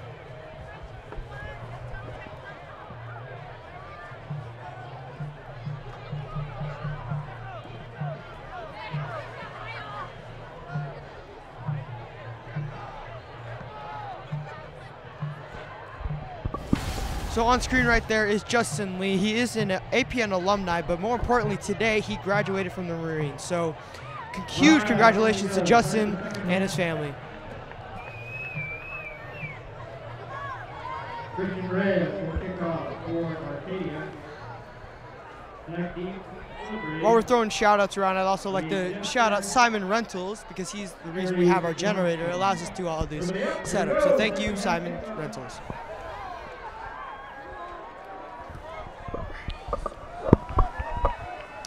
And in that second half, it seemed like it dropped about 10 degrees right now. Yeah, it's pretty crisp right now, but it looks like fans on the other side are ready for it. Let's get started. Second half, CIF Division 8 semifinals.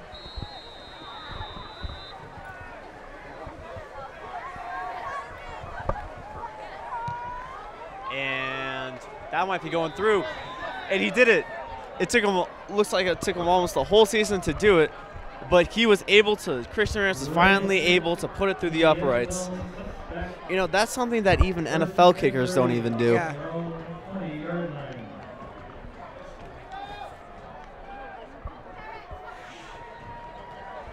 So yeah, maybe a personal milestone for Christian reached right now. And you know, we saw a lot of success with Daniel Ramirez in this run game, but when they were forced to throw, Ethan Harry choked, you know. Yeah, I mean, had a couple good passes that helped keep the drive going, but yeah, as a quarterback, really didn't take over the game that they needed him to do. And that was going to be going, before anything, might be a false start. What are we dealing with here?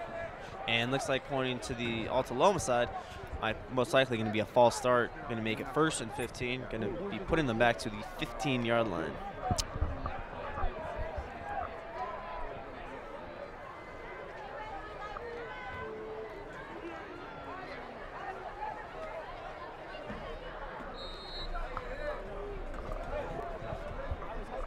And looks like it will be 1st and 15.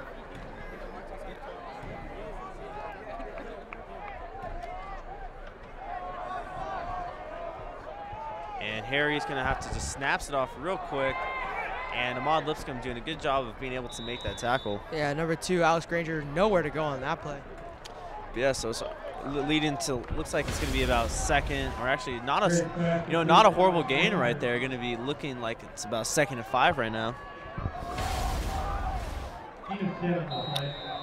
And so Granger goes for a gain of 10 right there, and it's going to be 2nd and 5.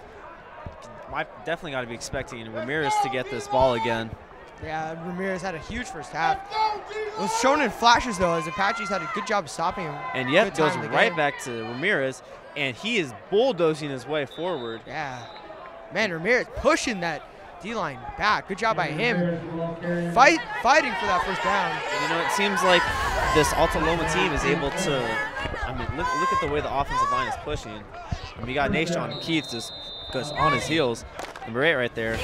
But I mean, this Alta Loma team, they come out with a big burst of energy to start, and they'll string together a real nice couple of runs, and then it will be followed by nothing. That was the strength of the offensive line right there on that play that we saw, pushing him back. So Ramirez again. And Ramirez, that's going to be that play is going to be negated probably. Ramirez once again has a lot of room and is able to take it for a good couple of yards.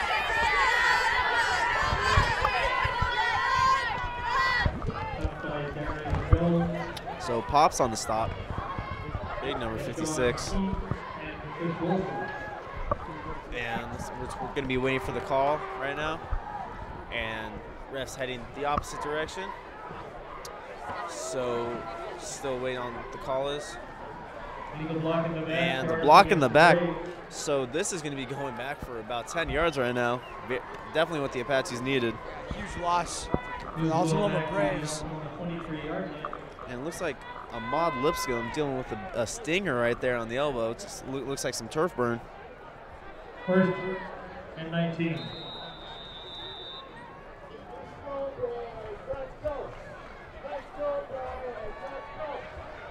And Alta Loma is probably looking at their last half of the season right now.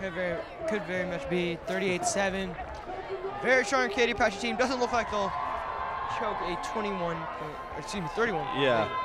And here you have Harry looking and hits the foot. Yeah, hits the foot of number 5. No chance there. Yeah. Here's pass intended for Gary Johnson. Johnson there looking for the pass. Underthrown by Harry. 2nd and 19 now. You know, and one of the things the Apaches are going to be looking for as they move on is the play of better quarterbacks. I mean, you know, the footwork right there really is just kind of sloppy. You know, he doesn't get his shoulders turned. He's throwing across his body, and I mean, it ends up just being a really weak throw. He's not able to get much on it, and it hits Johnson right around the shoelace. This is like all CIF games they played this year. The quarterbacks haven't been the strong piece. We've seen strong running backs, but the quarterback hasn't been so strong. And Pops just drags him down right there and just doing a great job of hanging on for dear life. Yeah, like we said right there, I mean, Ramirez, though he was stopped by Pop, good job by Ramirez getting anything he could. And eventually they will face a quarterback that will give them problems. And that's when we need our secondary, Rolandis and Dylan Wright, to step up. And you can argue that is stronger than our defensive line. Make a very good case. You know, it's kind of funny looking at the progress of Pop, because after I played with him my freshman year, I mean, Pops wasn't able to get through some conditioning workouts, and now you're looking at him, and he's one of the best defenders. He's a key reason why the run game is just so stout. And Robert Barreras is just able to get him flushed out. No one in the area. Yeah. No flag is thrown. Not intentional grounding, but man, Metter's coming up the middle. I'm looking at number 20, Robert Barreras, right there. Yeah, they looks like they're playing press right. You'll see right here. Yeah, I mean, Barreras coming off the edge. Both of them. Metter's coming at the middle. Chris Wilson coming too. Nowhere to go for Harry, and just throws it down. Well, 4th and 13. Yeah. Well, a large part of that is the angles that they're all taking. You know, and then we see former Apache alumni DJ right there, and it's kind of funny because they don't realize that we can't hear what they're saying. Yeah, definitely. But yeah, but I mean, you got to look at the angles that they're taking. Robert Barreras made sure to cut off. Oh, not a very good punt. You know, probably a bad punt is much better than having Rowe return it. Yeah, that was the first time they should have kicked it out of Yeah. Well, if you don't learn twice, you never will. So, smart, good idea. Yeah, like I was saying, you know, you look at the angle that Robert Barreras is taking. He made sure that, you know what, if you, no matter what, you will not get past me. And he just did a great job of cutting him off. You know, you at least won't be taking it to the sideline and going for 6. Because as soon as Harry makes a step back, he's going to be met by either Jake Metters or Chris Wilson, both of them. First and 10.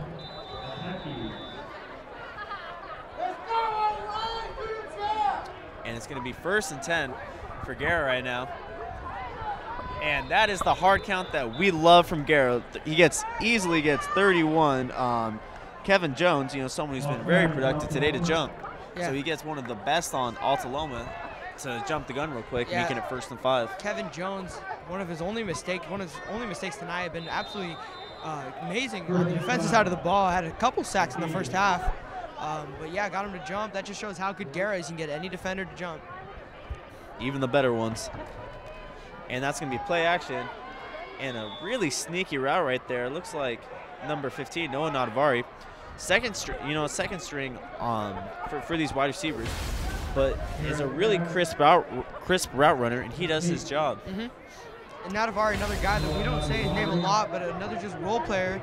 I believe he only has like 1 or 2 touchdowns on the year. Yeah. Not a guy we say a lot, but a guy who helps out, gets his catches, and will do his job. The thing about it, you know, if he didn't get that 1 touchdown against CV, we're looking at a much different game. You know, just on a quarterback boot, Gary's able to roll out, dump it off to him for a touchdown. That really changed momentum. So everybody knows their role. And might have got him to jump again. Looks like it's going to be false start or illegal substitution. And it will be a false start. Or offsides on Arcadia. Offside. Yeah, so offsides on Arcadia are going to be making it 2nd and 8.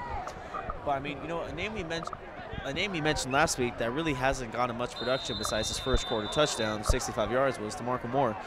However, and that's one of the themes I got after kind of a little pregame interview with Coach Maxey off camera, was that you shut down one thing, other things open up. And it's going to be Rowe on the end around. Rowe on the end around with men in front of him, and this could be going far. Oh, and it does go far. Rolandis Widener with the touchdown. Rowe keeps running up the hill. There goes Rowe. Flag going on the play, but man, if our cameras got that, that's one of the best moments of the season as Rolandis ends up on the top of the hill. And wow, Rolandis Widener channeling his inner Bo Jackson, coming down the hill right now. And you see, too bad we couldn't get a picture of Rowe up there, but King of the Hill is not just a metaphor for Rowe. Second touchdown of the day. Rolandis Widener having another field day. We've seen this all season with him. I believe that might have been an excessive celebration. You know what? As I think he deserved that call, I would say. Just a little. Just a little bit. But man, that was hilarious running up that hill. He kept running. And Rowe's family loves it right there. They love all the cockiness. And I was talking to, let me see. Yeah, talking to one of Jabari yesterday, before we filmed the hairspray segment. He was talking about that the Apaches, no matter what, they are a cocky team. And he said sometimes that helps them with that confidence that, hey, if we get down, we're not out of this. But sometimes they could come in too hot.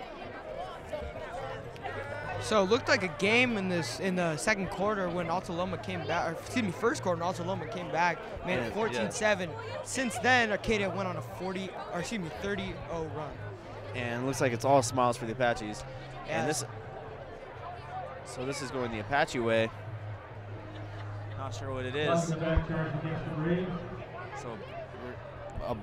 apparently it was a block in the back covered against the Braves, but how is that possible if they're on defense? I don't know about that one, Chief. Sure. Anyways, Christian Ray is ready to make it 45-7, and I think that might have, if there wasn't already 3 or 4 exclamation points on the ball game, that was the one. I mean, Rowe saying, too bad we couldn't get the cameras up there, but Rowe, there's a hill about. Okay, first you got to get through the whole through all of the track, and then there's a hill that's takes 30 feet to get up. And Rowe ran every single one of those 30 feet up, and staring down at everybody. Yeah, he got up to that top of that hill. That was hilarious. One of the biggest moments of the season. Is that something he's setting up for his Instagram caption later? That hopefully, you never know. Yeah. All right, now we have Reyes ready to make it, and he does. Makes it 45-7 Apaches. Yeah, I believe we're sitting next to, or we're in the crowd right now. That's where me and Harrison are located. But we're sitting next to, I believe, Rowe's family, and they love every single minute of it. Yeah, that was hilarious. They found it just as funny as we did. Still laughing about it. So it looks like Reyes is going to be, however, it might have cost the Apaches, might have cost the Apaches on the kickoff right now. Might have to kick it 15 yards behind where they usually do. Yeah, don't think that'll be a problem. Already seen Reyes once this game kick it all the way to the end zone, about the 30-yard line. It really is too easy.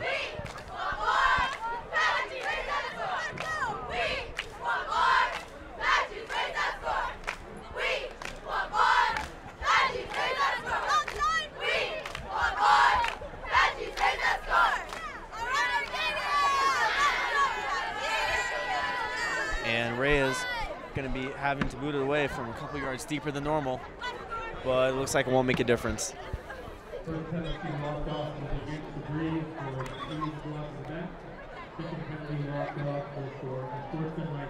Yeah, so Rowe did get awarded with an unsportsmanlike conduct. Yeah. To no surprise. Pretty fitting for that celebration. It's not like I mean, at least when Bo Jackson did it, he had to stop because he didn't want to pull a hamstring. Rowe just did it to be cocky. Yeah. But we love every minute of it. You're really making football the WWE. And Reyes just with an absolute rainbow. And that one was in the end zone. Is there anything he can't do? I mean, And every time I Wow. see this guy's foot, it just shocks me. But I mean, it's crazy how good a kicker he is and doesn't have an offer yet.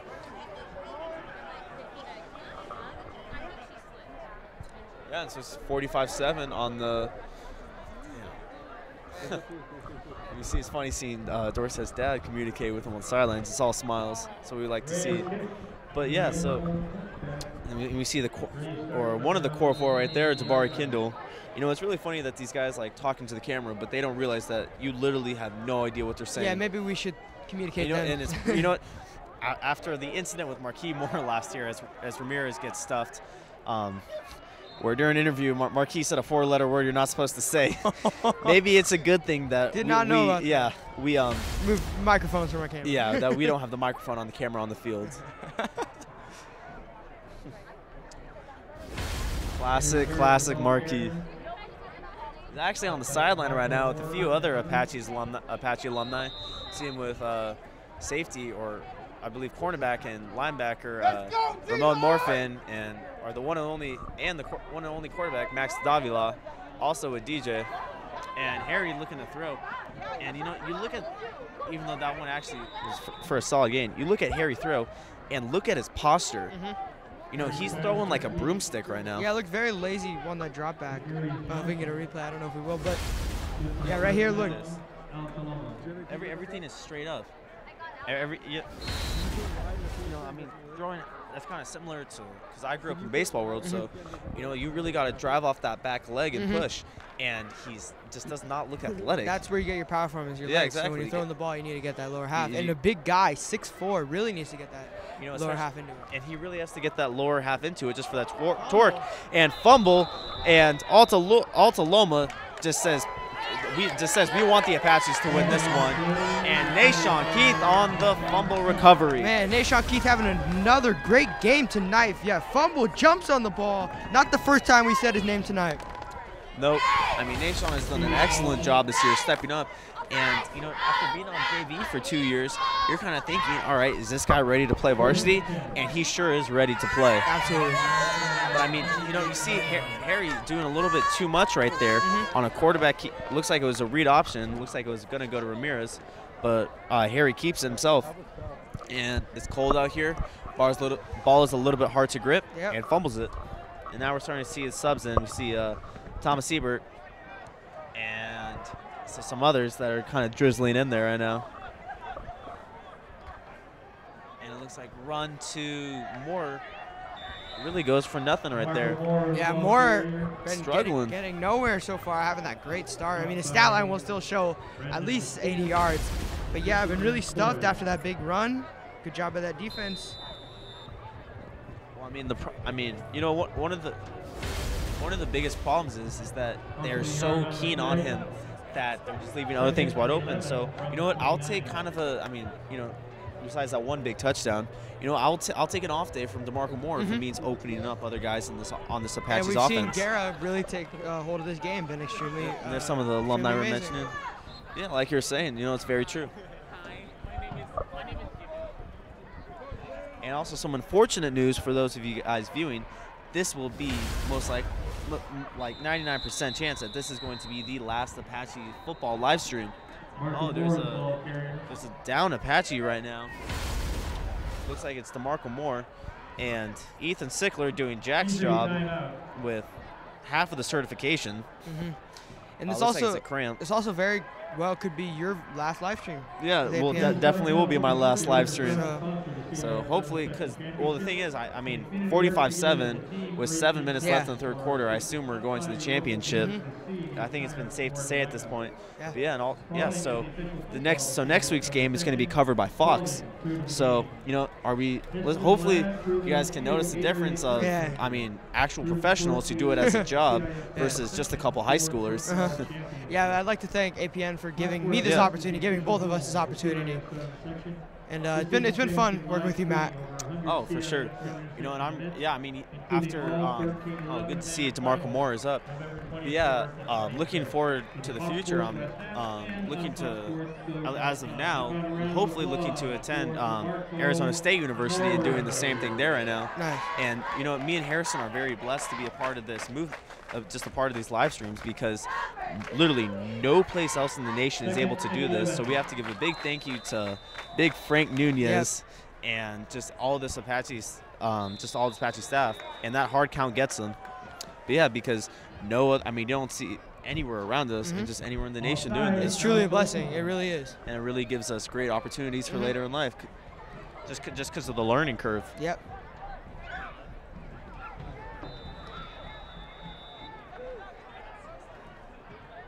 Third and 5. And it's going to be 3rd and 5. Garrett dropping back, has a man deep, and too deep. Oh yeah, overthrown. Francisco Contreras looking for the end zone. Yeah, and here we get to see, and here we're about to see Christian Reyes get his boot on right now. Oh yeah, this should be exciting. Let's see him put it through. Ball on the 23 right now, so going to be a 40-yard or 23 plus 10 plus 7, so about a 40-yard kick. Christian Reyes. So I believe this is his farthest on the year. Nadivari. And going to be Nadivari on the hold. Brandon Williams on the snap. And she is a beauty. Wow. And you know what? He probably had another 10 yards to go. Yeah, I know. That was a great kick by Christian Reyes. We're going to keep talking about in the air. We're going to keep talking about Christian Reyes, man. What a kicker he is. What an asset to have on your team where basically the returner had no chance every possession of returning it back. Because how great a kicker he is. You know, it's good to see that with Frankie having his helmet off, it's good to see that the pink went away. Yeah, you know, and also it's just really fun getting to know getting to know these guys and doing the segments with them, because each of them really have their own individual are just really animated and just are really great individuals. It's always fun getting to know them and working with them and seeing their point of views on things. You know, especially with the interviews. You know, you really get to see why someone, you know, or what makes someone who they are. All right, here Reyes, ready to boot this one, and this one's a touchback. Oh, almost through the end. Almost through the uprights. But I mean, you know what? After growing up and going to some of the Monrovia games, watching Blake Cusick kick from Monrovia, you know, this is way back, probably around 2010, 2014. He's now a semifinalist for the Ray Guy Award, given to the best punter in the nation for college. So he's a semifinalist. So he is at least the second best punter in college football in the nation. And you know, he's getting this looking like Reyes might even be better than a Blake Cusick at Fresno State right now. Yeah, Reyes been absolutely amazing this whole season. Like I said, a big difference. And the quarterback keeper goes for nothing. Ethan Harry, the ball carrier. It looks like Michelangelo was able to snuff that play out from the start. 2nd and 9 from the 21. Yeah, like I said, Alta Loma came out with a big boost of energy, but it just wasn't enough. Having an offensive line that big, and you know, maybe I assume it's not a lot of muscle. These guys get worn down really easily, and you know, even though they're big, they usually are just out of shape.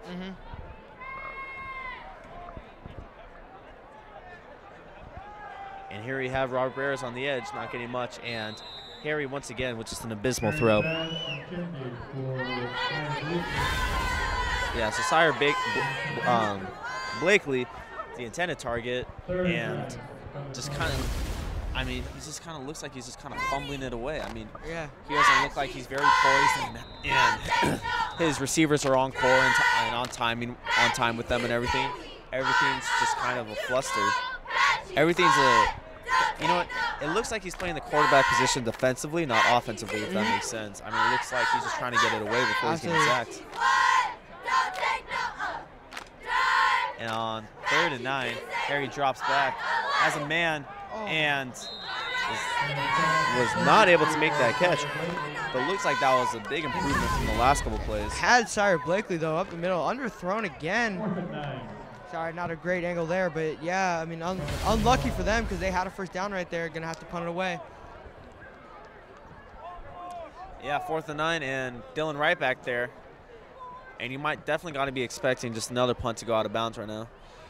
And we have officially reached the best part of these blowouts, is where it just gets really boring and slow. Yeah, they're very stale, man. Everyone's just kind of waiting for the clock to run out. For Arcadia.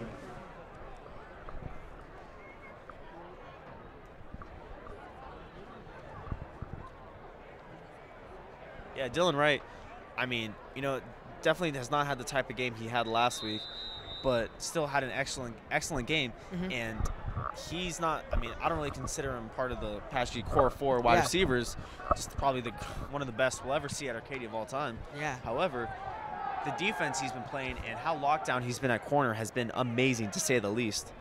Absolutely. With how good he's able to make adjustments and how long and fast he is. Yeah, Dylan Wright, like you said, I mean, just not one of the guys we say a lot, but one of the guys who's making a huge difference on this team. Getting up, playing great defense, and when he needs to, making some great catches for this offense. Yeah, definitely. And you know, we're definitely going to start to see the subs drizzled in. Probably going to see some Chow action.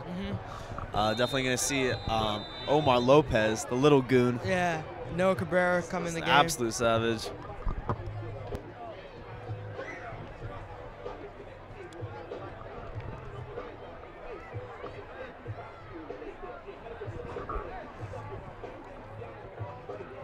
We see Chow out there right now, number 18, lined up. And Chow really is kind of a running quarterback, and he's going to be filling that in, or he's going to be filling in at, that passes to Jabari Kindle. And Jabari Kindle has room to run and is able to sneak out a first down right there. But yeah, I mean, Chow, I believe against the Gura, was actually the leading rusher. He was, I believe so. You know, actually, I think he had one run for about 50, 60 yards. And he did have a touchdown, didn't he? Yeah. I believe he did. So, yeah, I mean, he's great on his feet, very fast, very nimble. And it's going to be exciting to see what he can do in his last 2 years with Arcadia. Yeah, you know, only a sophomore, still has a junior and senior year to play. And this is the point where we wish our receivers would stay in bounds so the clock would keep running. Yep. And handoff to, can tell, looks like that was Chow on his first carry of the game. Looks like Ethan Sickler goes tumbling for a ride. Yeah, doing an excellent job of staying low and just grinding or just driving himself forward. And doing an excellent job just keeping that clock moving. And I think at this point we can officially say the Apaches are going to be moving on next week. Yeah. So Arcadia will be taking on the winner of Santa Ana as Dale was right. And too easy. I mean, Jabari Kindle finally getting some of his reps in right now. And after missing after missing 4 games, he's able to come back this week and looks like he hasn't missed a beat. The problem is there's so many Apaches that are able to score and get the ball. Yeah, that there's no core guy who's going to have 1,700 yards receiving. It's just not possible. Yeah, and it's good to have him back, and you could say, I mean, he's the right now Maud Lipscomb leads the team in touchdowns and receiving yards. But I mean that could just be luck. The way could just, you know, on some of those touchdowns, all those guys possibly could have the opportunity. And Guerra fumbles the ball. A great strip sack right there. Looks like it's not going the Alta Loma way. I mean, wow, number 35 doing a great job. Yeah, 35 of beating Chow right there. And Matt Vila just getting on the outside, pressure coming on Guerra. Doesn't see him. Yeah, strip sack. Arcadia recover the ball, however. And Arcadia next week, the CIF championship, I believe they're taking on Santa Ana or Kaiser. Kaiser, that's right. So stay tuned for that. We will not be covering that game. Yeah, as we mentioned. We wish Arcadia the best as they will move on to the CIF Division 8 finals. And, see ya, Chow. See ya, Chow. And goodbye. Man, he's gone. I feel like we just talked about how Chaffee has been really one of the great runners we've seen, putting it in for another touchdown. look right there on the replay. It shows just how quick he is. Not the biggest guy, but he is quick, nimble, gets in the end zone for another 6 points. Too easy. And unfortunately stops the clock. Yeah.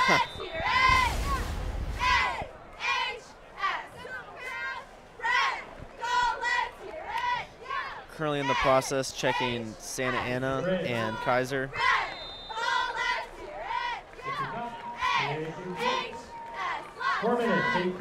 Yeah, so 4 minutes and 18 seconds left in the third quarter. Arcadia 55, Alta Loma 7.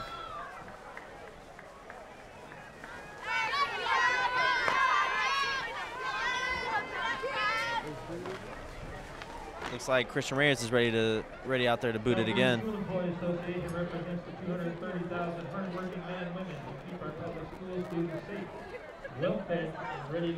And you know what? It really is incredible how good the Apaches are at just running the score up. I mean, this is once again another blowout.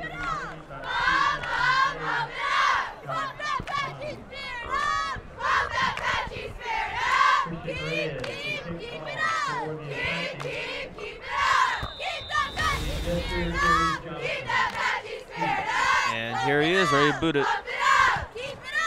And whoa, what a surprise! It's a touchback. With who would have thought that the semifinals, Arcadia is going to be heading in there, up by looks like 48 points right now. Yeah, I mean, not what you expect in a CIF game in any division. I mean, Arcadia really took the game by the horns, and they've shown how strong they are. You know, well, the thing is, you're looking at possibly some Division I players, and just actual D1 college football players, and also another thing is that imagine they really should. I mean, you're looking at a D3, D4 team. They have no business playing it. They've definitely showed you that they've had no business playing Division 8. Absolutely, it looks like men against boys when they're playing. Arcadia just too good for their opposition. Boys against men. 2nd and 7. We see big pops right there. And the man of the hour, Christian Reyes, always having a big smile on.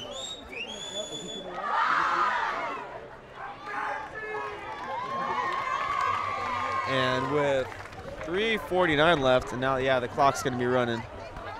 Going to be Harry on a route in the flat. And there look goes at him go. Blakely. This could be going for 6. And no flags on the play. Sire Blakely goes for a huge touchdown right there. Man, can that guy run? Blakely takes it to the house. Here's a replay. Wow, and makes 4 guys miss. Just look at that speed. But I mean, once again, I mean, they are playing the second strings. No chance for Miles Alcorn there. But yeah, I mean, Blakely there, I mean, great run by that. I mean, that was a huge run. I mean, you know what? A great play, nonetheless a great play, but also you're playing against second strings. Yep. Like, you got to realize that these guys are playing against are on the JV team, or besides the seniors on the senior second strings, these guys are on the JV team getting better every week. So you're, this isn't really something that the Apaches should be worried about or thinking negatively on, because if you have Ahmad Lipscomb or Dylan Wright in there, you know that play is getting stopped at the line of scrimmage. So setting up for 2. Trying to make this game respectable. Problem is the clock is, and they're going for 2. Harry gives that one up, and Omar Lopez on the interception. Flag is thrown. Big Omar Lopez. Big does not describe the 5'8", 130-pound massacre that he is.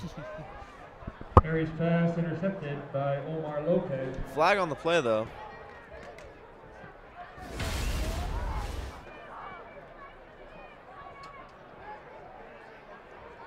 Holding charged against Arcadia. And holding on Arcadia, so that one's going to be replayed.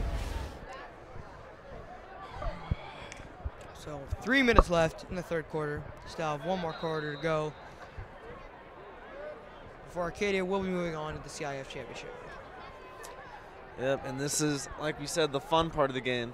And I think it's about, and looks like Daniel Ramirez is able to get that one in. And Daniel Ramirez is able to get that one in to make it 55-15. looks like he just Axel Cruz was not able to stop him. All the funds raised by the touchdown helmet go to support Alta Loma football.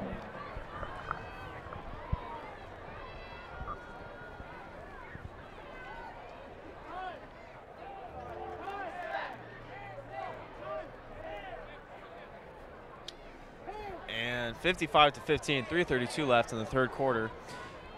It's time for the second strings to show out, and the Apaches are just able to put points on the board so quickly. Yeah, it just shows their power, how much of a powerhouse they are on both sides of the ball.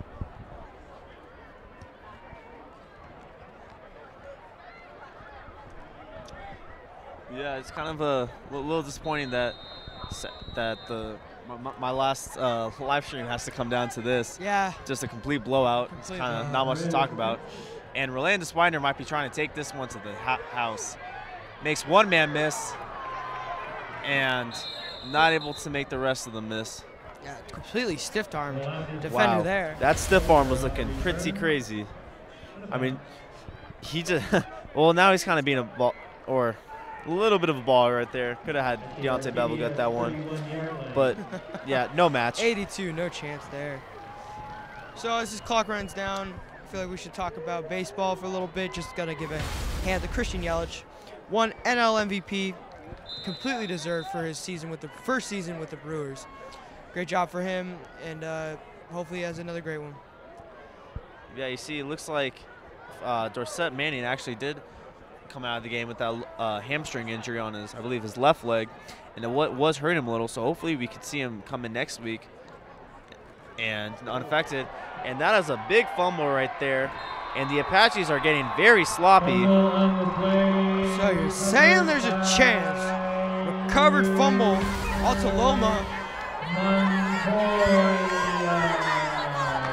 Covered by Montoya right there, and really no excuse for that. Who knows? Not likely though. Let's just say that. Well, it looks like Alta Loma's fans are going crazy right now. However, all Arcadia has to do is put in their starters, and this is a different scenario. Absolutely. But at least we get to hear some of the music from Alta Loma right now, playing the ever so classic "Walk It Like I Talk It" from the Migos, and featuring Drake from the Man Up North. See, even turnovers have positive outcomes. And that might be going for 6. And that does go for 6, folks.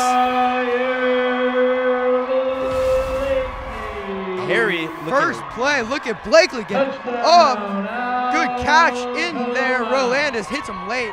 Great job nonetheless by Blakely getting in, making this 55-52 game. I mean, looks like in the span of looks like about 3 plays, Alta Loma is able to put up 14 points. Yeah, 30 seconds, about 14 points. So. A little too easy right there. And making it a little bit more interesting. But I don't know, maybe it might be time for Arcadia to start putting in the first stringers back. And they're going to be going for this one.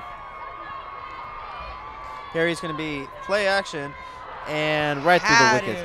You know what, the problem is he hit him in the worst spot, the hands. Got to hit him straight in the chest, put it in his chest. That's 2 points, easy on the board right there. Look at that, you can't miss that pass. Yeah. Well, you got to get over the 7-foot wingspan of Chris Wilson. That's very true. Nonetheless, 55-22 ball game. So Apaches are now only up by a mere 33 points. Yeah, I mean, also you got to mention, talking about MVPs, got to mention Mookie Betts. Yeah. I mean, leading the league in average with 346, with 80 RBIs, and then 32 or 34 home runs. I mean, he really showed why Boston was as good as they were. Yeah, I mean, one of the only players besides Mike Schmidt to win a Silver Slugger, Gold Glove, MVP, and World Series in 1 year. So yeah, just incredible year from him and the entire Boston Red Sox team. Completely deserved that World Series title. Yeah, it's really going to be interesting to see if the Red Sox are going to be able to repeat next year.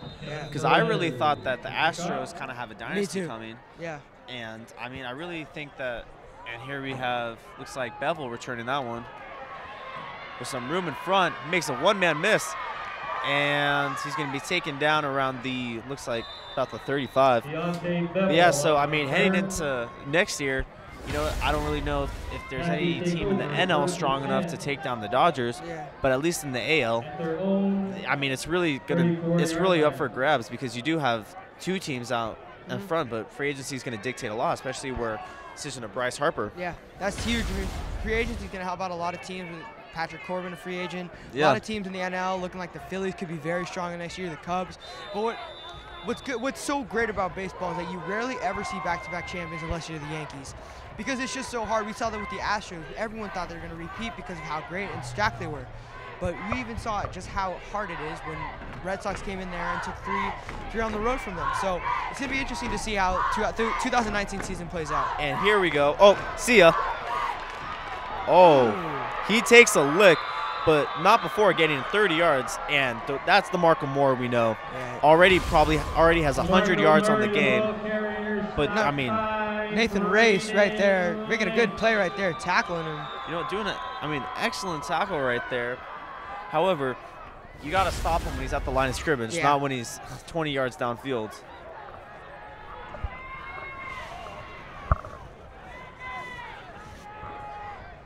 Yeah, Nathan Race, what amazing hit right there. Here we have Guerra going back to Moore, and Moore isn't able to break through. But, you know, at least we get to see a little bit of action and excitement from these Alta Loma fans. Yeah, it looks like they're getting a little back. I mean, getting back into it, trying to get their team to get anything going.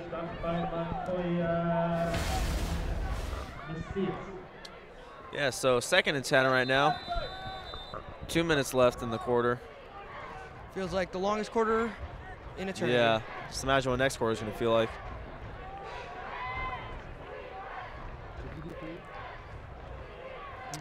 Guerra looking to pass this one. This might be going deep, and Guerra tucks it and then passes it to Francisco Contreras. Whoop! Oh, man. Man. Look at them ankles. Hesitation after hesitation, Frankie Contreras finds room. Easily gets a first down. You know, Arcadia marching in only about 3 or 4 plays. And I talked about earlier this game, oh man, he makes 2. Wow. Wish we could get a better angle. Yeah. He gets 1 juke for the price of 2 guys. But, you know, I talked about earlier about how smart of a quarterback Guerra is, and with how young and mature he is, you know, he, instead of kind of going for the deep bomb right there, that might not, where he could be thrown in double coverage, leads to another interception. Alta Loma gets the ball back. Gets the ball back. Instead, he holds on to it and hits Contreras on the run. Yeah, no need to throw it when you're up. No. When you're up 33, 55. Here we have Kindle in motion. Kindle on the end around with Metters to block. Metters lays him out, and a late hit and a half. He walked, and Jabari Kindle showing a great side of LeBron right there. And here, look at number 54 right here.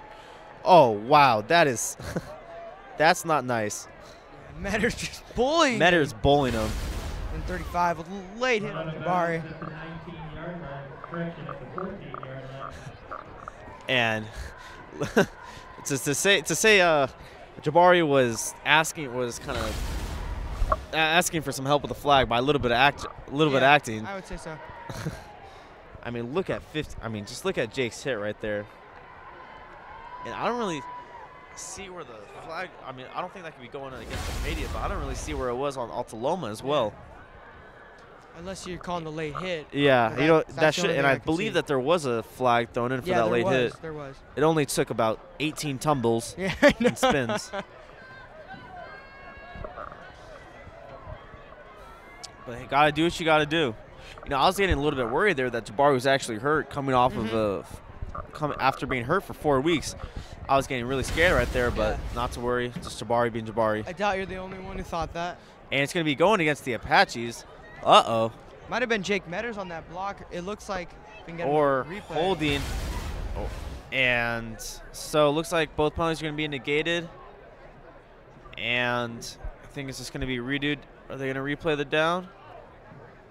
Tripping foul charged against Arcadia. Oh, it's going to be a tripping foul.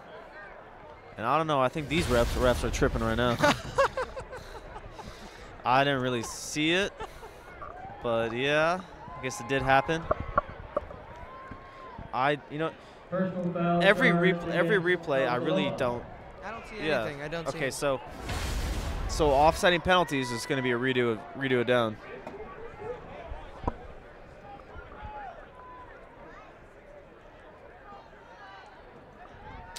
So it's going to be 1st and 10 from the 28. Minute 13 left in this quarter, and a great run by Jabari Kindle right there, and even a better block by number 54, Jake Metters, 1st and 15 leading the way. for Arcadia. From the Alta Loma, Or excuse me, going to be 1st and 15 34-yard from line. the Alta Loma 34-yard line. And Guerra hands it off, and looks like DeMarco runs into his own man right there. Yeah, no gain on the play. You know, once again, not a lot of room for more to run, but this strength of Alta Loma lies right in the middle of that defensive line. You know, they're able to clog the holes well. But when it comes to covering guys in one-on-one situations, it looks like guess it gets the best of Anthony Leon's bum right there, to say the least. Can we get a Mark Sanchez in here?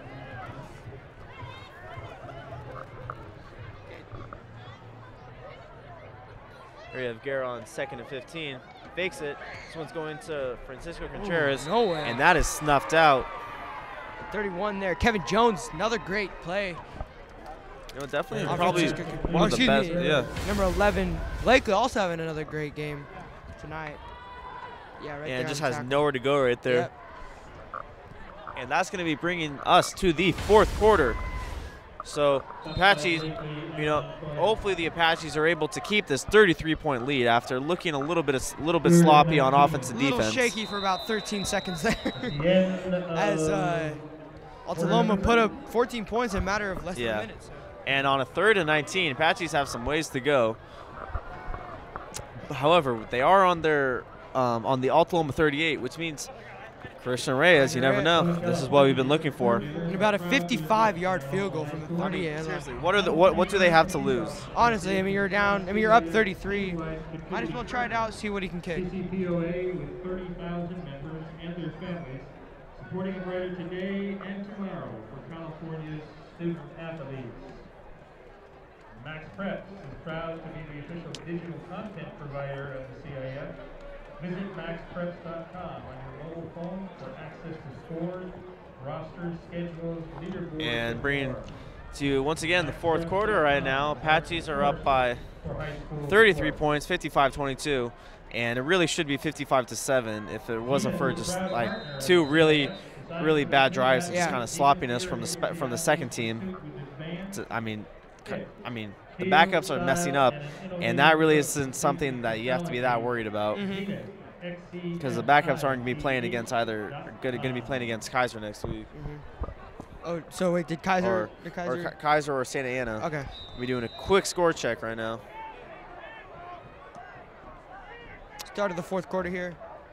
Arcadia, 3rd and 19. Hopefully the Apaches just don't lose any yards right now. And Guerra looking to throw. Guerra has Francisco Contreras, who is not able to get his feet down. What had the first down, I believe. And an excellent job.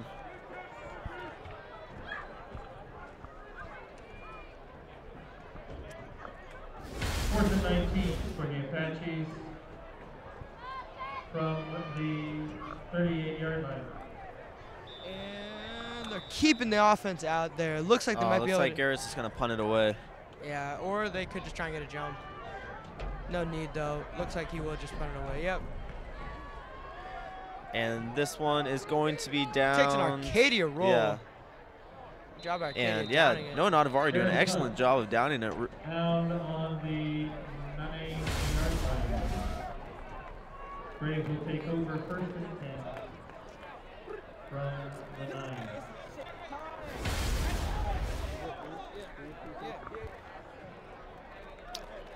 Still on the search for the score. Looks like Fred Robledo and James Garcega aren't updating from them right now. It is good to see that Former Apache destroyer Bryce Young is doing his thing at Modern Day. They're up 35-0 right now.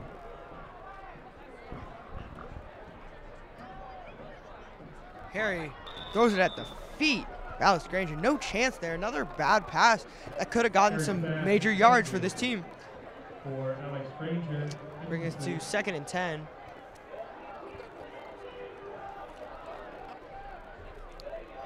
And 11:44 left now.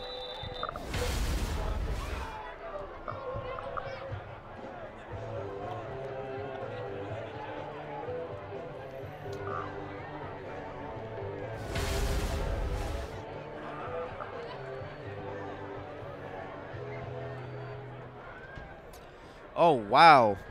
Kaiser looking, So Kaiser has beat Santa Ana. Oh, this one could get There ugly. goes Harry down the sideline. And Metters taking him Metters down. able to run him down. But yeah, Kaiser is going to be facing the Apaches in the championship round. And wow, got Noah Cabrera to bite right there. But yeah, so Kaiser won 51-33. And that is who the Apaches will be facing next week.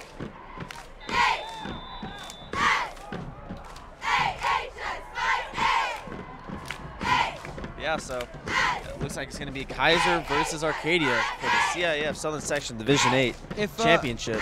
If Alta Loma put 8 points on the board, it's a 2-possession game. Who knows? Make a stop, score. And Yeah. it's a lot easier said than done, and we'll say that. Well, don't give me flashbacks to Catella last year. Man, We were up by that 3 was scores. Heartbreaker. Heartbreaker to say the least. And Grace would like to thank their season-long sponsors, Stater Brothers. But it does not look like that will happen again, though. You know, it's really nice when we were up by this much against Hoover and they let the clock run. Yeah.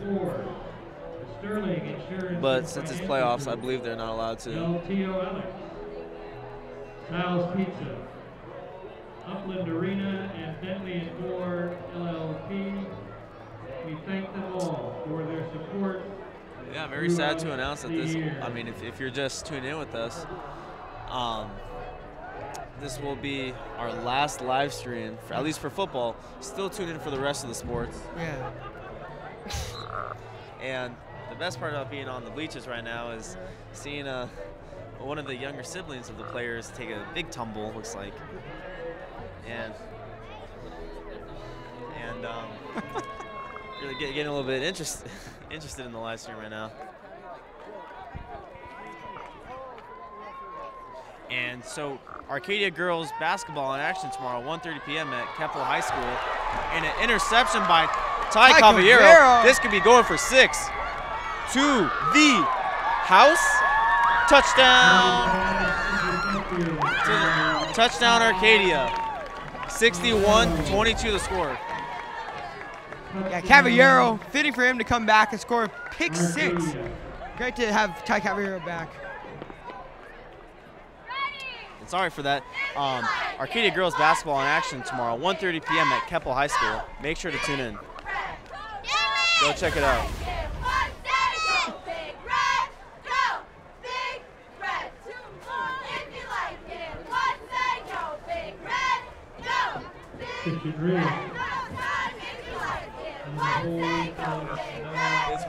One of the best parts about having a student-run live stream is that we have to do some of the broadcasting from the bleachers right now, and looks like Dion Patterson's younger brother, probably about 3 or 4 years old, got very interested and looks like he's about to run away with the TV. And we just have to, you know, it's one of those things where we're not allowed to, where we can't show you, but, you know.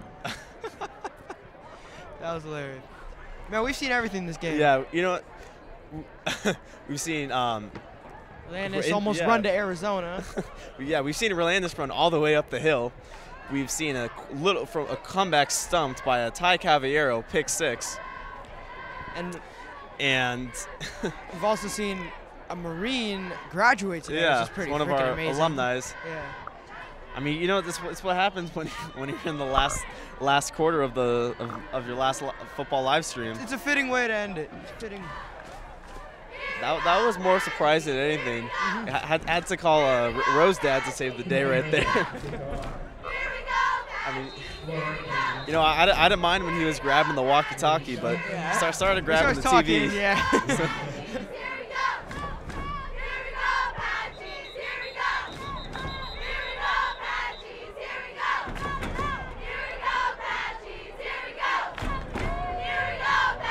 and with 11:19 left, our Apaches have really, so it's gonna be, this is kind of it, folks.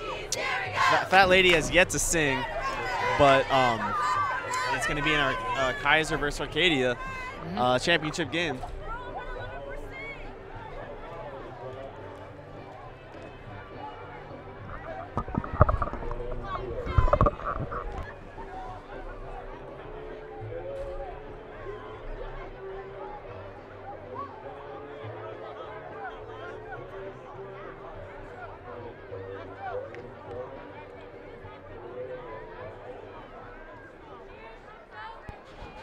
All right, now we're ready to bring you back.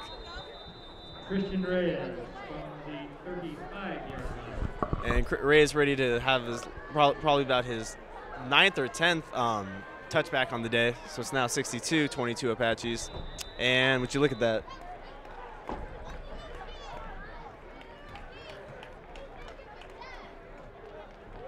Reyes kick into the end zone.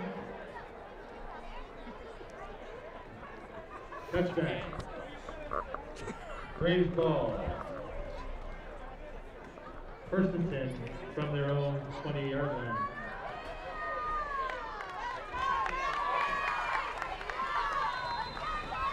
You know, just beat on the sidelines. You know, a game that's not very entertaining anymore. Sometimes you got to be an observer of what's going on around you. Got to make your own entertainment. Yeah. And now we're starting to see the clock run down. Thankfully, it took about time. Yeah. So now we see the drip of the clock has been going.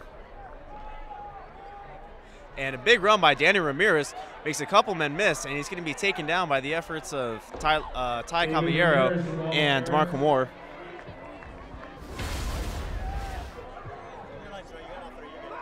And, you know, doing an excellent job of finding a hole and running through it. You know, his center and guard did a great job of opening up that A gap, and he just took it. All right, this is the students who need a ride home. Now's the time to call. If you need someone to pick you up at the conclusion of the game, call now. And it looks like it's going to be going back to Ramirez up the middle, and that one's going to be just stopped. David Ramirez, the ball carrier. You know, 8 and 2 on the play. 2nd and 8. And Ramirez is doing an excellent job of just kind of keeping his legs moving and just getting as many yards as he can to end this game.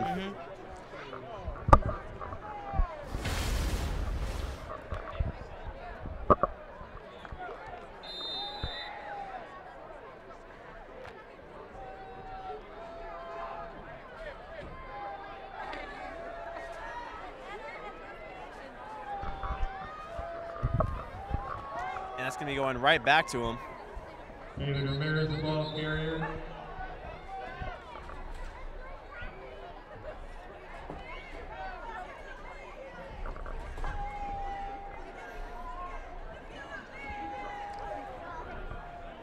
And we're starting to see the fans kind of trickle out. Yeah, I mean, this has really been an excellent season for these Apaches, and they really are going to have the opportunity to kind of finalize it next week. It was Arcadia's CIF to lose. I mean, from the start of the season, they were the powerhouse of this division. They've really made true on that expectation, and they're heading on to the CIF championship. And kind of recapping on the season,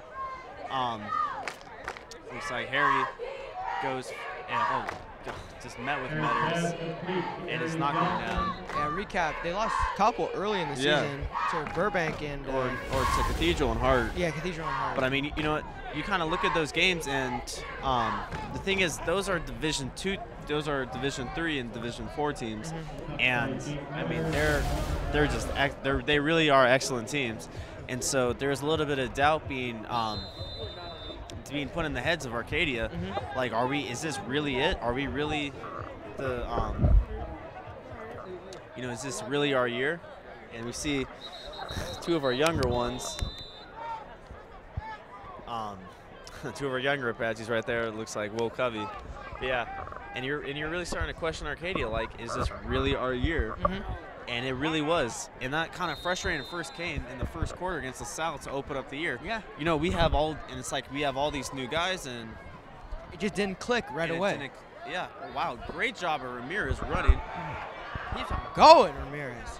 And finally gets taken down. Ball carrier.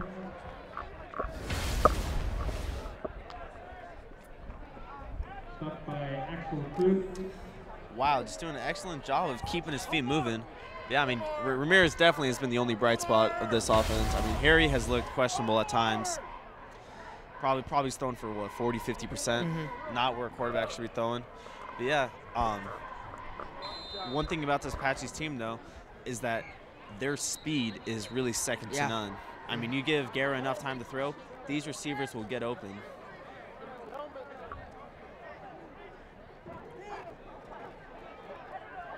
Looks like Robert Barreras has some issues with the helmet staying on his head. And also good, speaking of helmets, Deontay hasn't lost his helmet today. That's a new first. That's a first.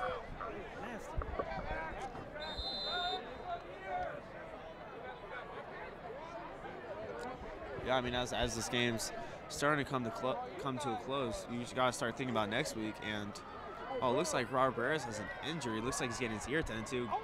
Going for the end zone, and Dylan Wright misses it. Yeah.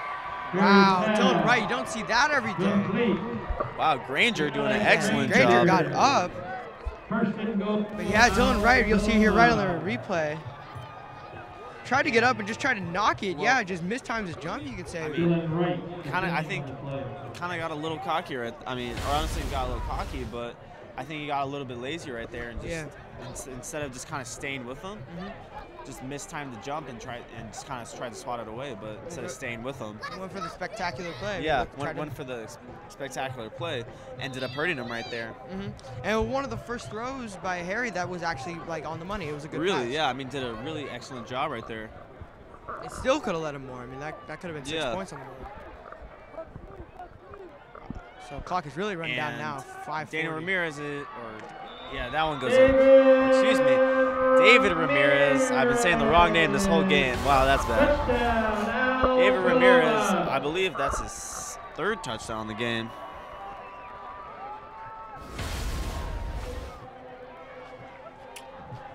And 5:34 left. It is 62-28 Apaches. Looks like Alta Loma will be going for 2 to make it, or hoping to make it 62-30.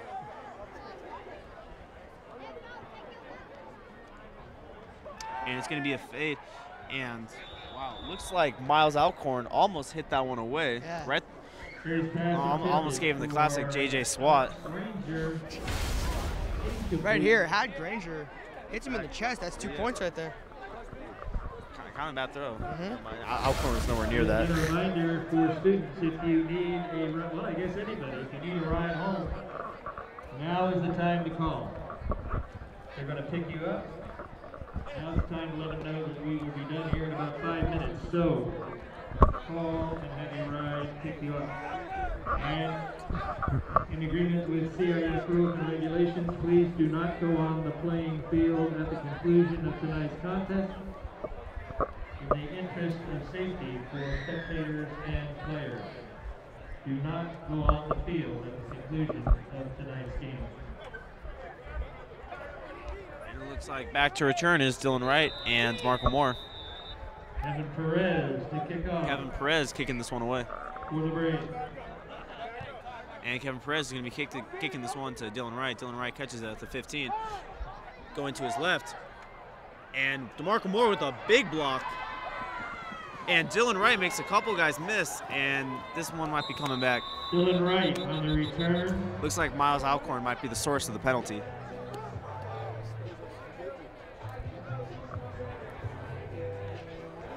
There's a flag on the play. Travis Scott bumping on the other side of the field.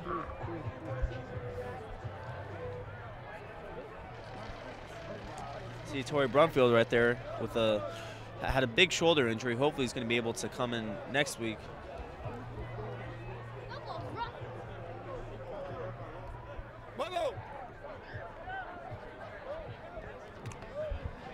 And 4:45 left in this ball game. 62-28 Apaches. This might be it. It might be the last drive that you're going to see on the Apache News live stream for football, at least till next year. Goes to the penalty league.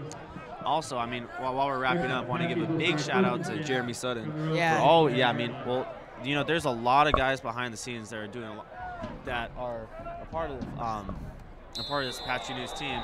Oh, and that was a little dirty. Yeah, but Jeremy Sutton, the director, he's huge. Yeah. I mean, without him, wouldn't be possible. I'd also like to thank some of our other cameramen, but well, especially, oh wow, that was.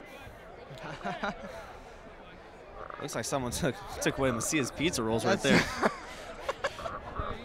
And that was pretty dirty, I'm not even gonna lie. That's offsides. Yeah, so I mean, Jeremy has done an excellent job of helping me with all the skits, and has just done a great job of just putting all the skits together with me and communicating with me, because there's a lot behind the scenes that you don't see, and the guy that is the behind the scenes man is Jeremy Sutton. And also, if it wasn't for Jeremy Sutton, I wouldn't be doing this.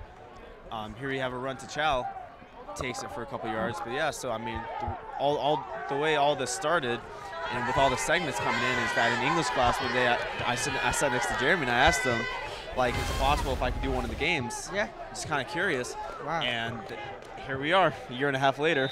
That's pretty cool. That's very cool.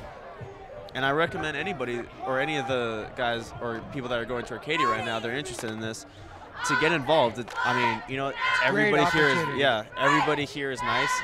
And if you're looking to do this possibly for a career or anything related to this as a career, it really does make a big difference and just gives you such a big advantage. Knowing how to run right there goes for a couple yards. Going to be 2:40 left in the game. But it really does give you a big advantage when it comes to the rest of your life when you already know how to do things like introduce topics and just really know how to broadcast and know how live TV works. I mean, this Apache News program is really something else. It really is exceptional what a school is able to put together and the resources that we have and are able to use. Thanks to our sponsors, Foothill Credit Union. Yes, thank you, Foothill Credit Union.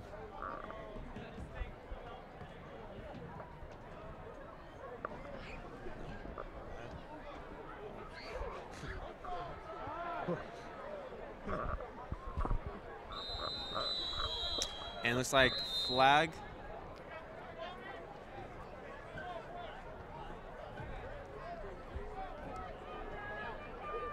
Timeout, Arcadia. Let's go, Arcadia!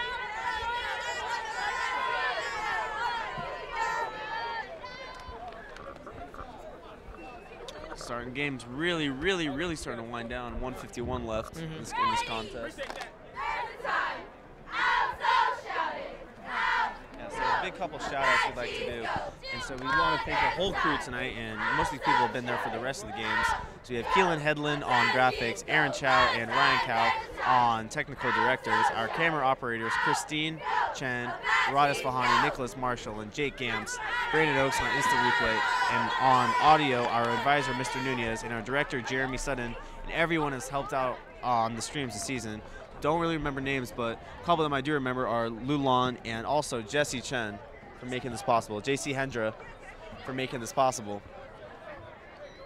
And also Clara for being our on-field anchor. She wasn't able to make it tonight. Unfortunately, yeah. Yeah, unfortunately. But yeah, I mean, you know, there's a lot of these, you know, and they're just normal people who just had an interest and are able to learn how to do this. So with the football live stream coming to an end, you can look out for soccer, which is coming out next. And my sports spring, baseball, watch out for that. And so hopefully I will be announcing that sport. Yeah. Well, if you're not playing. If I'm not playing, well, I don't know. Is that next year for varsity? Yeah. Hopefully. I mean, we'll see. We'll see. That's sad news to have. And it looks like we're nearing the part of the game where we are starting to knee the ball. Yep. They are set up for a knee. Minute 11 left. Yep. Hopefully no shenanigans going on after that Brandon Macias play.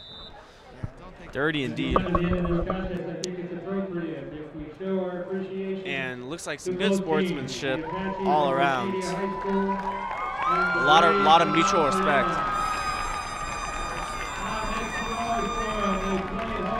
And the Apaches, or we can't make it official yet, but the fat lady has 40 seconds till she sings.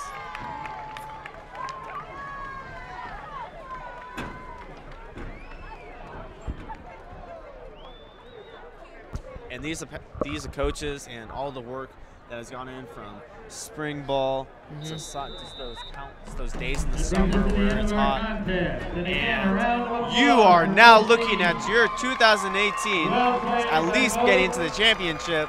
You're looking at your Apaches. The Arcadia Apaches. It was a fun game to watch. We hope you enjoyed it as our Apaches take the win 62-28 here in Upland, California. And ball game. Thank you very much for attending. Thank you for your interest in high school athletics. Have a safe trip home and a safe Thanksgiving holiday. Yeah, it was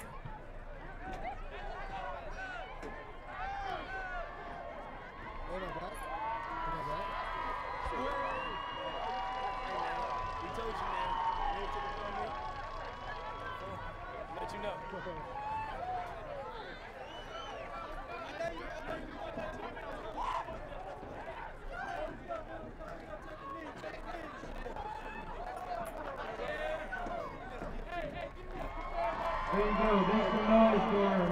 2018 Alta Loma Braves.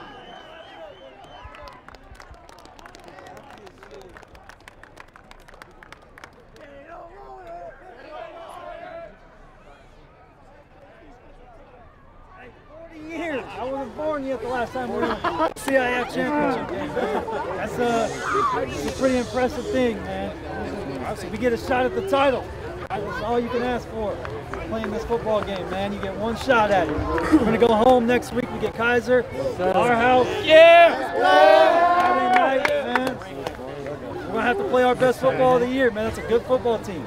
right, I'll get that film up this weekend. We'll check it out. All right, but man, I couldn't be more proud of you guys. All right, we came out, started rolling early. We stepped on their throat, never took our foot off the gas. That was a heck of an effort tonight. A heck of an effort on both sides of the ball.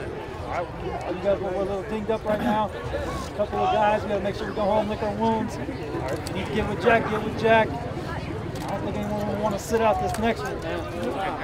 Get yourself right, whatever you need to do, man. Whatever you need to do. All right, get yourself healthy and let's go. All right, tomorrow, listen, Saturday morning, I sent you guys the huddle text. All right, we have been doing this for...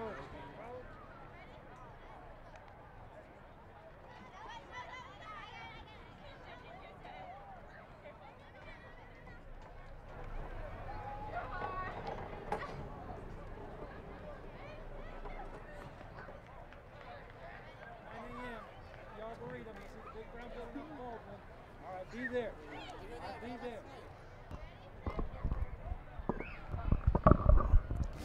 We'd like to thank you for joining us tonight as Arcadia took the win against Alta Loma Braves, but I'd also like to give a shout out to Mr. Nunez, who made this possible for me to do this announcing, but I'd like to give a very special thanks to Matt. Matt, thank you for doing this with me. It made it very comfortable, very fun. I remember being the first time for me doing this. I was nervous as heck, didn't know what to say, and you made it very comfortable. So thank you. Appreciate that. And for next year, you just got to pass it down to the next, where you said Ian Sullivan might be filling in for me right now. But yeah, so it's all about passing the tradition down. I had an excellent fun time doing it with Bradford this year. And stay tuned for next week.